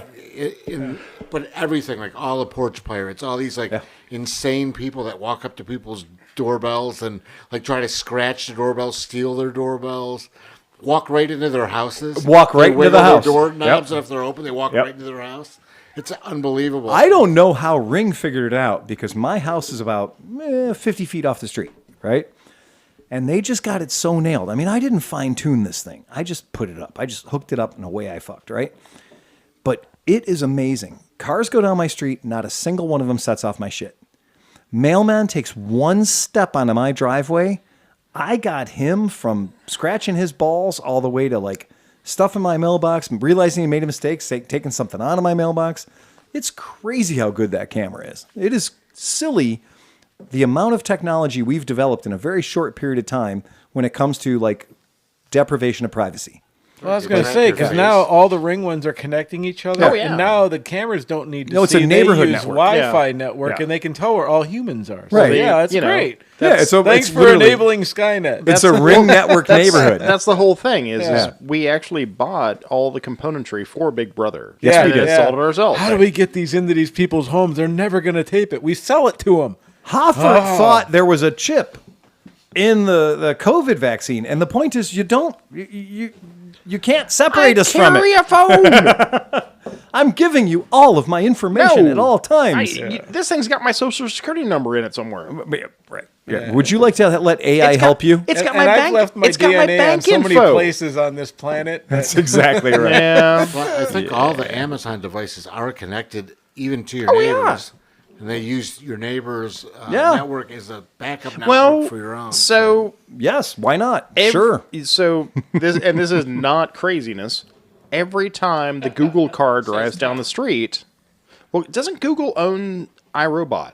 The frickin' thing, The vacuum cleaner? thing. Sure, why not? Somebody owns that thing is mapping your house. Of course. and it's not even a tinfoil hat fucking conspiracy. It maps your house. It knows how much your and cat it connects weighs. to the Wi-Fi and ships it back. Right. Like, that's not conspiracy. That's a thing. It knows how old your TV is. It takes pictures of you. Right. That's it. Patreon member, Hoffbrow. We have a new Patreon member. Hey, welcome to Hoffbrow. I'm wearing the wrong shirt. Al at Imhoff, Al at Imhoff, and his little thing. It looks like he may have a Himalaya. Should he get it's that hard checked? to tell what it is. Should he get that checked by a doctor? Imhoff. The other thing, not the. I've always liked the last name of Imhoff. Yes. Because how can you not name your kid Jack? if your last name is Imhoff, that would just be the biggest lock in the world. Try my name. Jack Hoffert? Yeah, that works pretty good. You're right. That works pretty good, my friend. That'll do. No, Imhoff. That'll do. That'll do. It's a sledge tank. It's a sledge holding tank. Is that what an Imhoff is? Clarifier with a sledge holding tank below it. It's called an Imhoff. Well, Imhoff tank. It used to be called latrine. Dang, man. Don't laugh, man. I used to repossess furniture, and I once repossessed furniture. A young lady answered the door, and she said her name was Latrina. Oh. And I was like, Oh. And I just went, man, that's tough. That's a tough one. That is a tough one. Because I said, I'm here to take the big screen. That's what I'm here for. And you can either give it to me, or I'm going to take it. And I said, I just need your name. You were here, witnessed. I came here. I asked you for $250. You didn't have it. The big screen's got to go. And she signed it, and I looked at it, and I was like, is your name Latrina? And she said, it is. I said, okay. That's cool. That's cool. Shathiz has been my favorite. Well, D apostrophe Monica is always a big one, too. We will never be able to look at the name Aaron ever again, thanks to Key and Peele. Yeah. Right? Aaron it's just from now on, if that is it, if your name is Aaron, Aaron. every time I see your name, Aaron is my second choice. Aaron is the second way I pronounce it. The first time I see your name, it's coming out of my mouth, Aaron. But if that was your name, wouldn't you want that, though? Oh, you'd own that. I'd want somebody to call me that. That's way better than just Aaron. Call Aaron. Let's find out. Let's find out if Aaron. Right. Well, he's Ground Beardo, so that's he cool is Ground Beardo. That's exactly. also true. Yeah. Right. Yeah. What's his real name? Bandersnatch or something? Which is awesome. You have to own that. Dr. Feltersnatch. OBGYN.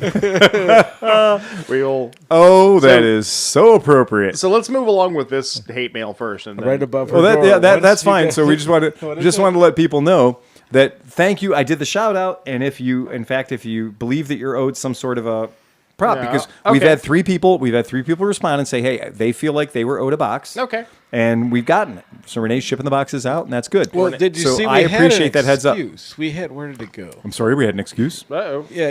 Here, here. Here it is. I got it pulled up for you. Oh, yes. Renee has been busy with birds. Yes, it's kept her fingers out of her box. This is so true. Oh, yeah. Sean O'Hara keeps bringing by raptors. Yeah. I see this. And it is fucking cool. It's because it's usually Burb Thursday. It is Burb Thursday usually, and but it was Burb Tuesday this week. I've pet so many. I've been around so many scary birds. Yeah. Where's he get them? So it turns out he has a bunch of birds that lives in his house with him. Yeah. And when I say birds, I don't mean like cockatoos and peacocks. I'm talking about straight up raptor predators. This week it was another red-tailed We hawk. started with a red-tailed hawk. Well, we started with a burrow owl.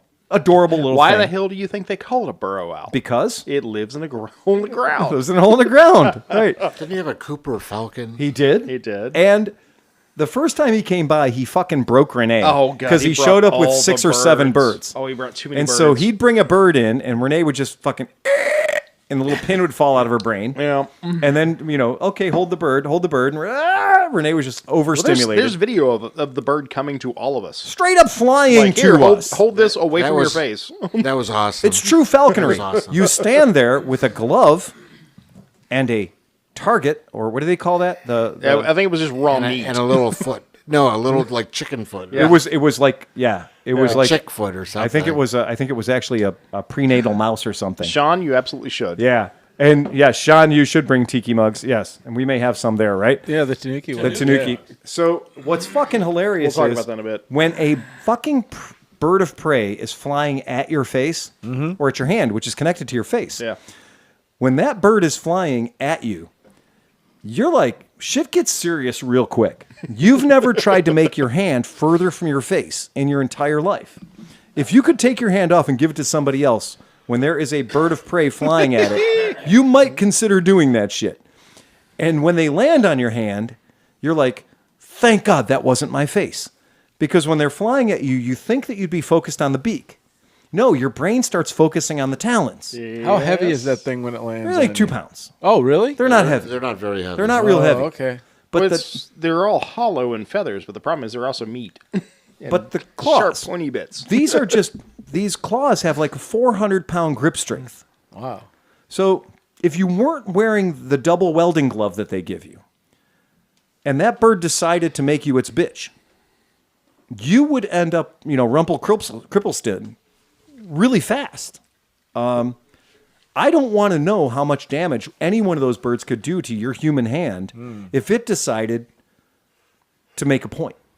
Because I was showing Sean I have that scar on my hand from where the eagle got my sandwich. And that happened in 0 seconds, right? There's a story for you. There is a story fucking for story. you. But I have a scar on my hand from my first sandwich I lost in Alaska, right? Because the eagle wanted it more than I did, and I can't read signs. So, but I was bleeding pretty good, and it happened like that. And that bird wasn't trying to take my hand, it was trying to take my sandwich. But my hand was collateral damage because it was attached to the sandwich. And for like a half a second, I'll admit, I resisted. Yeah. I was like, no, my sandwich. But if you've ever had an eagle next to your fucking ear, you don't resist long because you're kind of freaking the fuck out. So your whole body just kind of goes into an instant retraction. So like all the parts of your body get in close as they can because you're pretty sure you're getting taken away.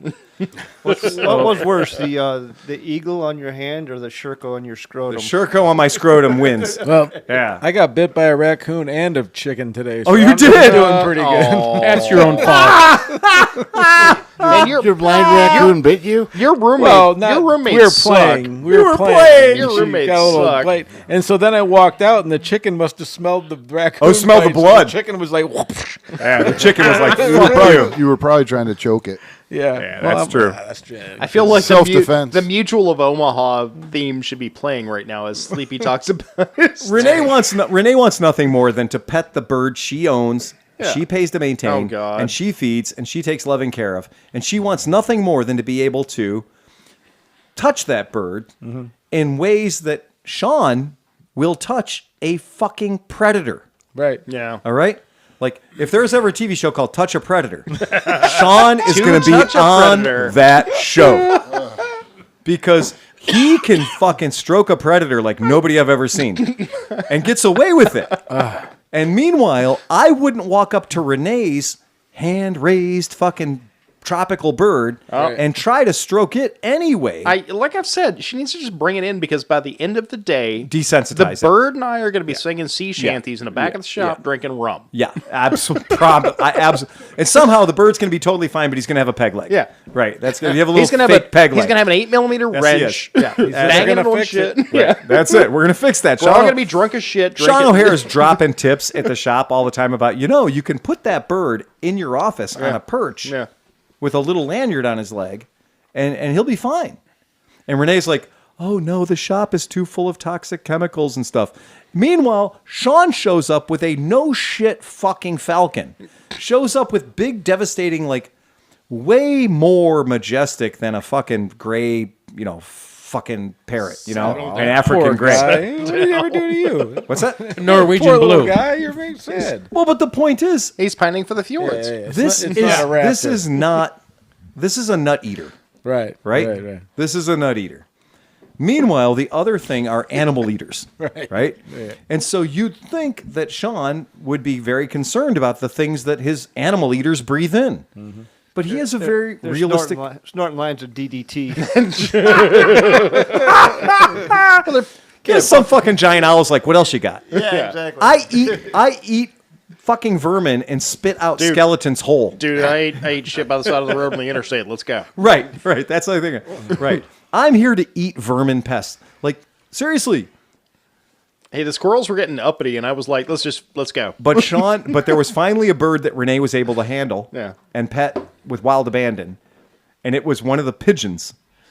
Yeah. One of the jailbirds that Sean got from our Cuyahoga County Correctional Facility, which is being overrun with pigeons. So Sean goes in there and he humanely relocates the pigeons to their point of death a few miles away, right? So because there's somebody at the Cuyahoga County Board of Corrections that says like, oh, we want the pigeons to go away, but we don't want the pigeons to go away by one hot lead injection. We want the pigeons to go away in some more humane form. Somewhere else. That's exactly it, right? A farm upstate. They want to eat the sausage, but they don't want to know how the sausage is made. My Right? great grandpa used to raise them on the roof Yeah. and eat them. There you go. We joked about this. We said, you know what? We're going to build a jailbird house up on the roof. Yes. And we're going to put all the pigeons in there. And the ones who can't transport fentanyl are going to get eaten as squab. And then when we finally... It'll supplement the dietary program at the Cuyahoga County Jail. Once you give them about, 3-4 weeks of cleaning them out, they're going to be perfect squab. Oh, perfect squab. Absolutely. And so he brought the bird in, and he's holding the bird in his hand like one does. And Renee's like, oh, my God, this is great. And now I honestly thought, this is not a stage pigeon. This is a pigeon straight from our jail. Oh, yeah. Right? This is an invasive species of fucking vermin, whatever. And he's holding this thing, and no kidding, you can pet it and the whole deal. I thought this thing would be pecking my fingers off and like freaking out and trying to kill things. No, it was being very cool. So either, again, it's Sean. Apparently Sean can fondle a predator and totally get away with it. So I'm Or a jailbird. I'm petting this jailbird. Yes, Sean can fondle jailbirds. For real. Jailbirds, close enough. And so I'm petting this pigeon, and I was like, I really thought the pigeon would be going ape shit. What? It's a pigeon. It's a wild animal. It doesn't know from being held, right? So I thought the bird would be going nuts. The bird wasn't going nuts. The bird was letting Sean do all kinds of funny bird shit to it. Yay, this is great. And I said, by the way, Renee, you know that today's the last day of that bird's life.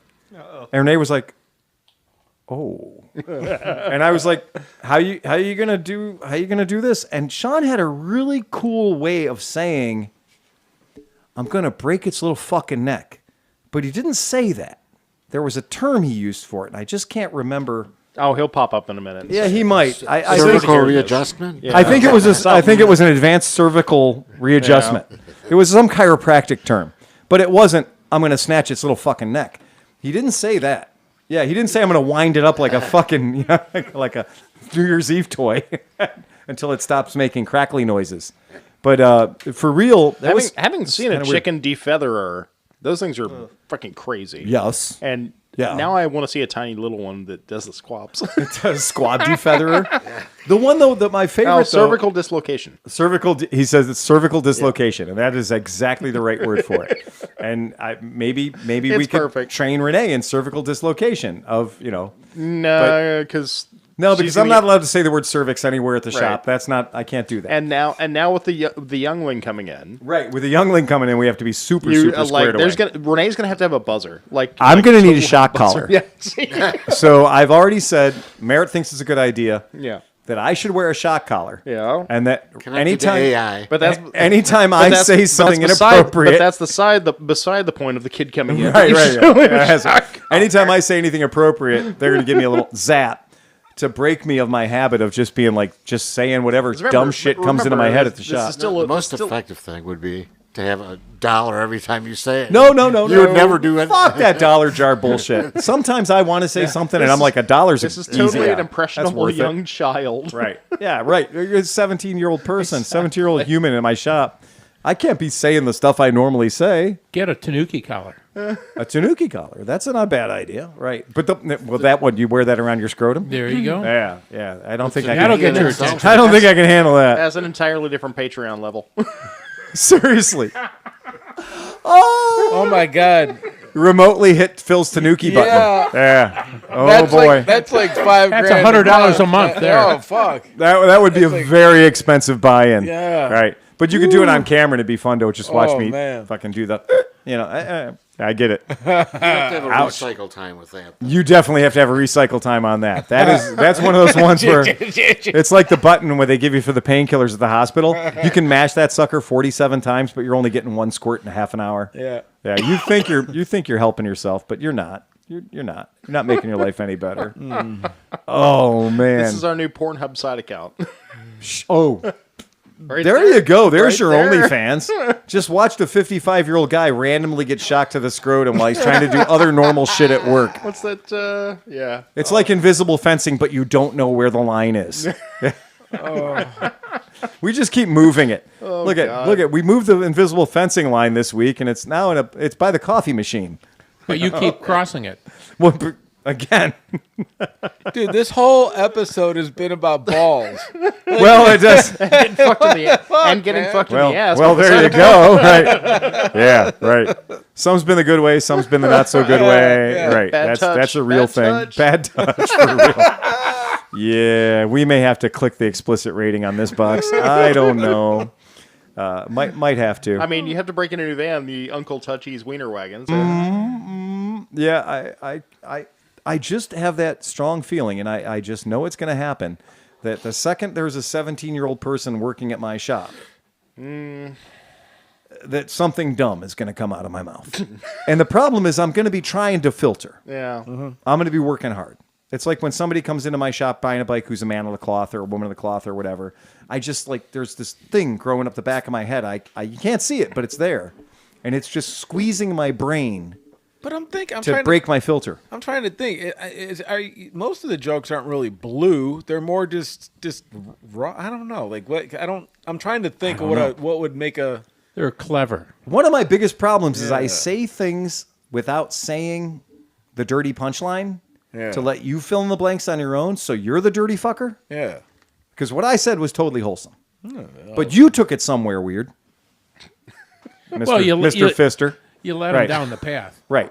That's exactly right. Yeah. And when I'm talking to people about how to adjust your mirrors, and you got to hang on to the shaft, and with your other hand, you got to grab the nut, and you got to work the shaft and the nut with each other, right?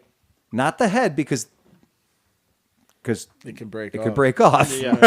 you gotta watch. You gotta. So you just got to focus. Cradle the head. The shaft. And just give the nut just the right amount of twist as you're rotating the shaft, and that's the correct way to adjust a mirror on a motorcycle. Now, I don't know why everybody fucking gets all red when I try to tell them how to adjust the mirrors on their bike, but fuck, man. Inexperienced. Yeah. I'm going to tell you. That's it. And that's why they come in with their shit broken all the time. We just outgayed the Misfits.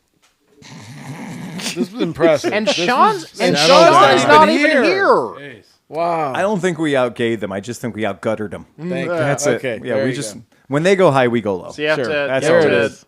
That's a fair enough thing. You have to take care of the head while you're fondling the shaft, and then adjust the nut. So are we going to do the 500 at Skidmark? Whatever you guys want. Okay. So We can make it work, right? Well, wait. Somebody's going on a fucking trip over here. Yeah. Okay. So we gotta lean into that because Dan needs to be at our 500. I'm gone like 2 Thursdays in a row. Unfortunately, I could probably be back that second Thursday. I could rearrange. Let me say this also. Dustin Elliott cannot make it on a Thursday. Okay. From All right. 2 weeks from now because he's gigging up. Okay. All right. So we need to do a little more work. We may have to have a 498.5 episode and a 499 episode. Well, we can have and a 499.5 Well, how about episode. everything from like $4.99 after that? Yeah. Is just behind the scenes of Yeah. 500 The because build-up. Can you do that? because what we'll be doing is we'll be discussing we're discussing gonna have to nail this date down. preparation, so we can talk about the preparations Yeah. and build up to it. Right. That might give people a little bit of time if they want to come and join us if we're doing That's this, true, too. to Yep. get their shit together and love know to that. come and do it. Yeah. So we'll do up to As long as we don't $4.99. stretch it all the way out to DGR. Yeah, right. So yeah. if we stretch it out to May 18th, Well- then that's a fucking non-starter for me. Well, Right, but the right. reality is, if we stretch it out to that, there's Yeah. already going to be the pre-night. Oh, believe me, Boom, here you go. I love a three-way. Yeah. I believe May 8th is a Yeah. Thursday. Is it a Thursday? Is it not? Okay. All right. I'm willing to check. And then, like, the 10th is the Skidmark party. Okay. And then All the right. 11th is DGR. So it could be Thursday, Saturday, Sunday. The 18th is DGR. Yeah. 18th. Okay. Yeah. So the 18th is DGR. That's a week The later. 17th is the Skidmark party, right? We have a little bit of planning to do, guys. Yeah. Don't Well, I set mean- your sundials just I mean, yet. the real problem is isn't the planning, because it's going to be kind of fast and loose, and somebody's already working on the menu, but the date is going to be the issue. Yeah. Well, of course, yes. That's the big thing, because everything else is kind of coming together outside of it. Yeah. And honestly, you guys, it took us 14 years to get this long, to get to where we are. Yeah. Let's not rush. And fuck it up. Because it's got to be the 500th and it's got to be that day. Nah. I kind of feel like, I mean, you're looking at 500 going, this is a hard line. So what if it's 501? So who cares what the fuck it is? It honestly doesn't matter. Yeah.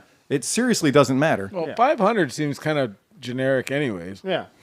Every podcast makes 500 episodes. No, but I'm saying, that's what I'm saying. But everybody that's hit 500 has celebrated at 500. Oh, so we got to be different. So if we do 501, that's just fucking cool. It's like the jeans. 503. You guys popped early at 500. At 500. Fucking came out at 501. We let ours marinate. Yes. Not a hard and fast. We brought it a little extra. Our duck is even more succulent. Our celebration was just a little more mature and a little more organized. So whatever works out for, it works out for. Yeah. That's fine. We just want to make sure it happens.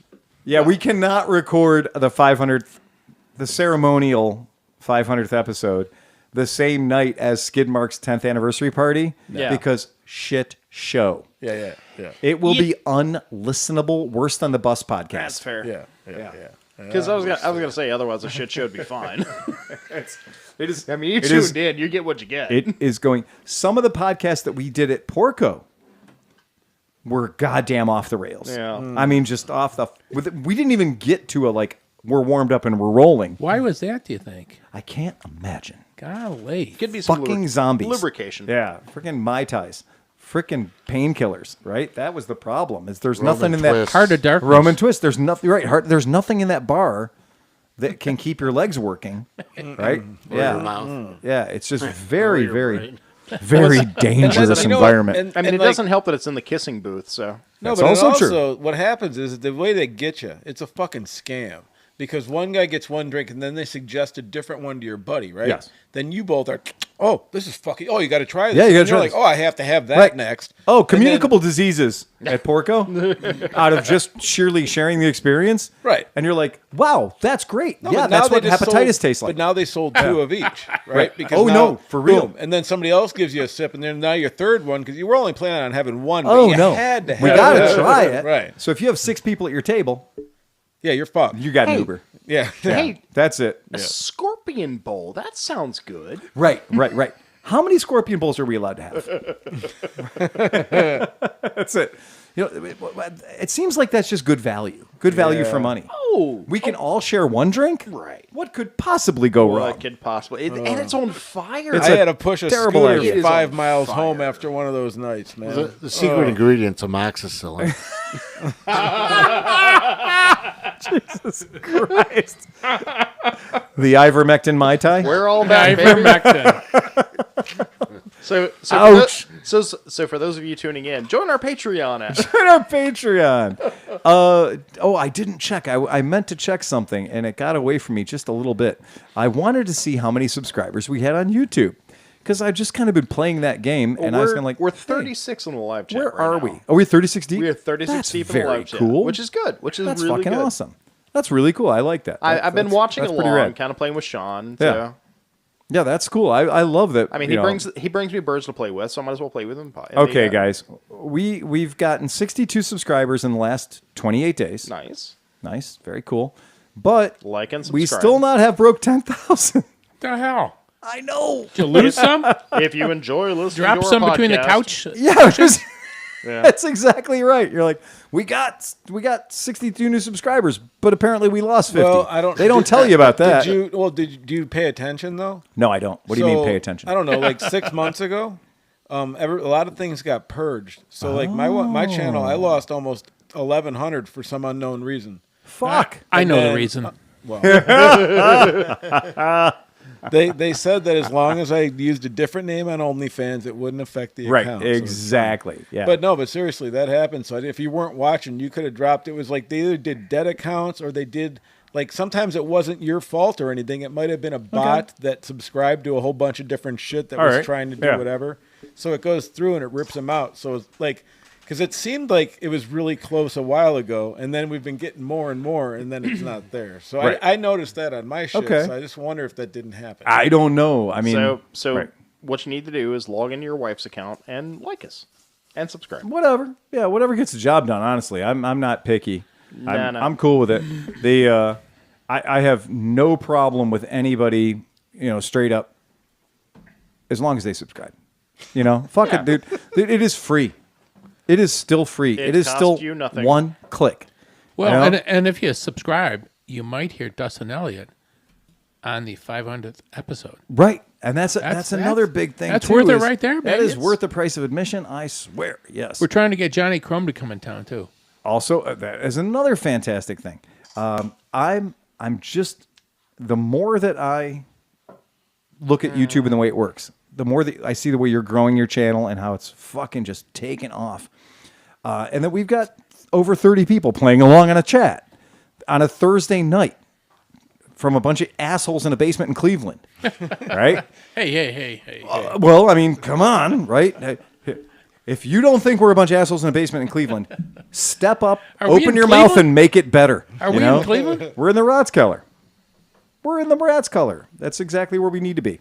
But that, that idea of people watching this live still hasn't sunk in for me. And when we see the people chatting in, it's like, oh shit, I forgot. Can you imagine, like, if it was a high-end thing trying to emulate this Oh yeah, right. thing? We're gonna build a studio. Yeah. And it needs to look like this. Oh boy, that's a tall fucking order. That is a very, very tall order. I mean, I don't think they could do it properly. I don't think it could happen. oh yeah, I completely agree. So yeah, 9,826 subscribers. So we're like literally 174 people away from 10,000. That's a weekend in a truck lot. Yeah, right. Here's a video of Phil falling down the stairs. Yeah. Boom, 500 subscribers. Right? That's exactly what it is. I mean, do we need to do the latest TikTok dance and get you all in on this? Or I what's don't going even on here? fucking know. That whole thing scares me too. Yeah, that absolutely 100% that scares me. It also scares me sometimes when I look at these things and I'm like, oh, what do you mean we've had, 9 million hours of views? Holy shit! Like that terrifies me. The fact that somebody says, oh, in the past month, 16,000 people have been on our channel. That's fucking great. Yeah, I'm looking at it right here. No That's shit. that's Yeah. the thing. It's Yeah. stats are hard numbers are easy. Right. Hard and easy. YouTube's not trying to keep that a secret from anybody, by the No. way. YouTube really, really wants you to do things to enhance their ability to advertise boner pills on this channel or whatever the fuck it is. So whatever ad comes Tanuki up channel, when after you're all. watching this shit. we should get sponsored by Hims.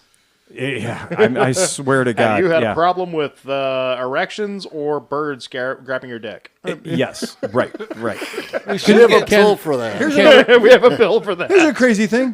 Can you imagine that in 28 days, 1,900 hours of human life have been spent watching this shit? My God, do you people have nothing else better to do with your lives? These are the things that fucking make me crazy. They make me fucking nuts. And it was one thing to think, okay, well, it's a little thing and you can, like, I listen to the podcast when we're driving around, I'm doing deliveries and shit. I listen to podcasts, that's fine.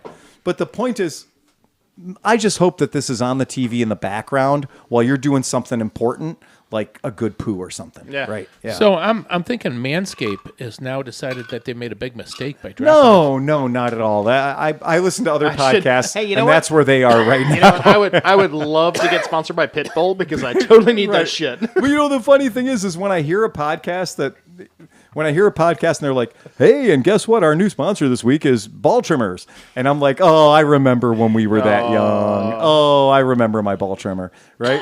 Dude, you know what? It can get depressing. Like, there's some YouTubers that I'll watch. They're entertaining. They're cool. Other motorcycle guys. You know what? And then you see the dude, like, do a thing for Temu.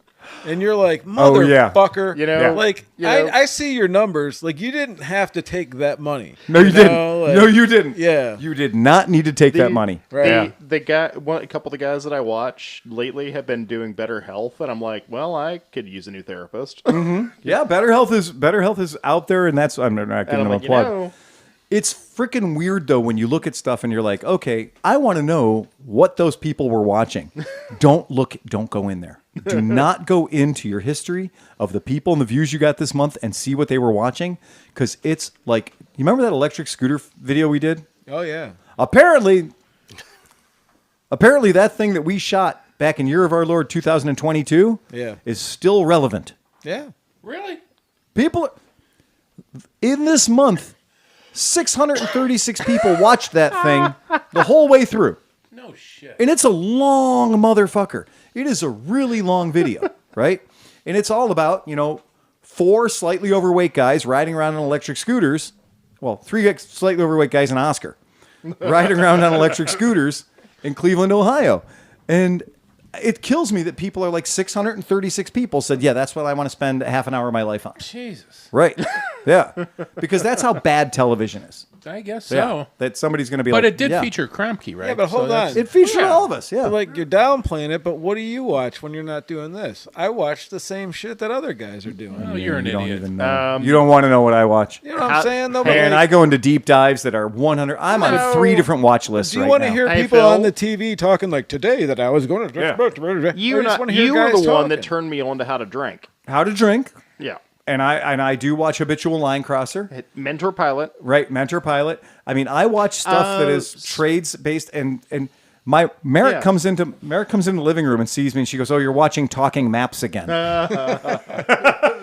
There's a weird conspiracy theorist guy I watch from like Germany or Britain. I can't remember which. Bunch of weird shit. Yeah, I mean, 761 people watched a video from 2019 about how to buy your first scooter. It's silly. Oh, for John Meckelfresh. Last month, 600 people watched our Versus versus Versus shootout. Our video about the Versus versus the Versus, which is just fun because Versus versus Versus is one of my favorite alliterations ever. Vice versus. Vice versus. 600 people Who won? in the last month watched it. The Versus one. Yeah, the Versus one. The decision was, are you going to buy a Versus or a Versus bagger? Like, which way do you want to have your Versus? It's freaking hilarious. Would you like to know which one of our podcasts got the absolute most number of views in the past month? Video? Yes. Like we do? Live? Yes. It was 494, bringing back Shop Class with Brian Shaffron. Excellent. All right. 494 views. I'm sorry, 469 views of that video that we just dropped on March 6th. Yeah. Right? And Brian was here. So Brian brings the numbers, right? I think there's a small cult following around Brian Shaffron. Yeah, He's good looking. That's fair. He's good looking. He's well spoken. Oh, okay. Look at us, dude. Yeah, look baby. around. You know, Yeah. they're probably Yeah, look nice around. To see some Look at fucking you. smile. I mean, Look at us. Sleepy did refer to me as like a human thumb. So I am. Wait, was I? I'm not saying I'm That's an good. insult but I'm to thumbs saying everywhere. I'm with you guys. I'm well past my sell-by date. So what you're saying is we're not good looking. yeah. No, and I wasn't trying to say I was. What were Look, you saying? Look at this. What were you saying? We're just us. Do you feel like you're talking to your wife now? Yeah, I was going to say. Yeah. From a certain point of view. I Yeah, but love you. I'm You're sorry, beautiful to babe. me, baby. What do you want to eat? I'll get it on the way home. What do you mean? I got to cook? Why do I have to cook? Oh man. Hey, if any of you guys, if any of you guys are in the Cleveland area and you're listening to the podcast and you're a roofer who isn't in league with Satan, give me a call. I got a really simple ranch house. You know, it's very. There's almost no slope there, and it's it's just one layer dimensional, easy tear off. Put some new ones on. Oh, That's one cool. layer, you just put another layer on it. And you have okay, domestic shingles. So if they're triple tabs, the old school kind, you can do a second layer. If they're dimensional, because they're thicker, and you do a second layer, it always looks like dog shit. No, you can't do that. And it harbors water and stuff like that. It's bad news. Yeah. So you got to kind of do a tear off. But the slope is non-existent. It's pretty easy, and it's under 2,000 square feet. So it's only 60 bundles of shingles. epoxy. Two-part Epoxy. Just spray it. Rhino shield. Rhino shield. Spray it. That's it. If anybody's looking for a pre-tariff Honda Monkey, Hey. let me know. Oh, you're selling. I got two. I got to get rid of one. Now that's something that our listeners should be into. Yeah. Because, Honda Monkeys are definitely on that list of bikes that are going to get a lot fucking more expensive. And you can't get your hands on them right now. Can't get your hands on them. And is there going to be any difference between the Monkey you're trying to sell and what would be a 2025 or 2026? Negatory, Big Ben. Same bike, right? No, 5-speed. Minimal difference. Yeah. Is it a 5-speed? The new ones are 5-speed. Oh, aren't Mine's a 5-speed. Yeah, I was Yours going is to a say. 5-speed? Yeah. Oh, you have a 2024? I got a 19. Here's a 4-speed. 19's a 4-speed. Oh. I upgraded. Sure. I have no idea where the cutoff is because, I don't. Actually, I don't know. It But doesn't make a big difference. Right. But, I mean, all right. The terminal velocity is not any different. No. So It'll get you going where you want to go. But the point being that for somebody who's staring down the barrel of like, okay, my dealer doesn't have one and they're not going to have one, and what they're going to have is going to be post-tariff, Yeah. and that's going to mean a shit ton more money. Yours is a rideable, runnable, great bike. With gravitas. With provenance. Provenance. There you go. That's cool. Anybody else got anything else? Chris's Tanukis were on the seat. Smile when you say that. Bonus Tanuki. So Chris, you got a joke? I do not. Oh, you didn't bring a joke? Oh. I honestly haven't. I have not heard any good jokes. You had lately. one job. I would be. Yeah. I'd be grateful to hear a good joke at this point. Seriously. After the day I've had. I have a joke my daughter made up today. Really? Yeah. Okay. What's a chicken's favorite dessert? Chicken's favorite dessert. Nope. No idea. Baklava.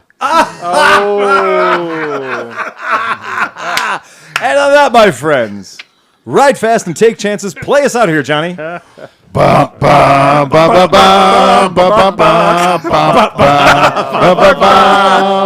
your cock away, Dan. Eject.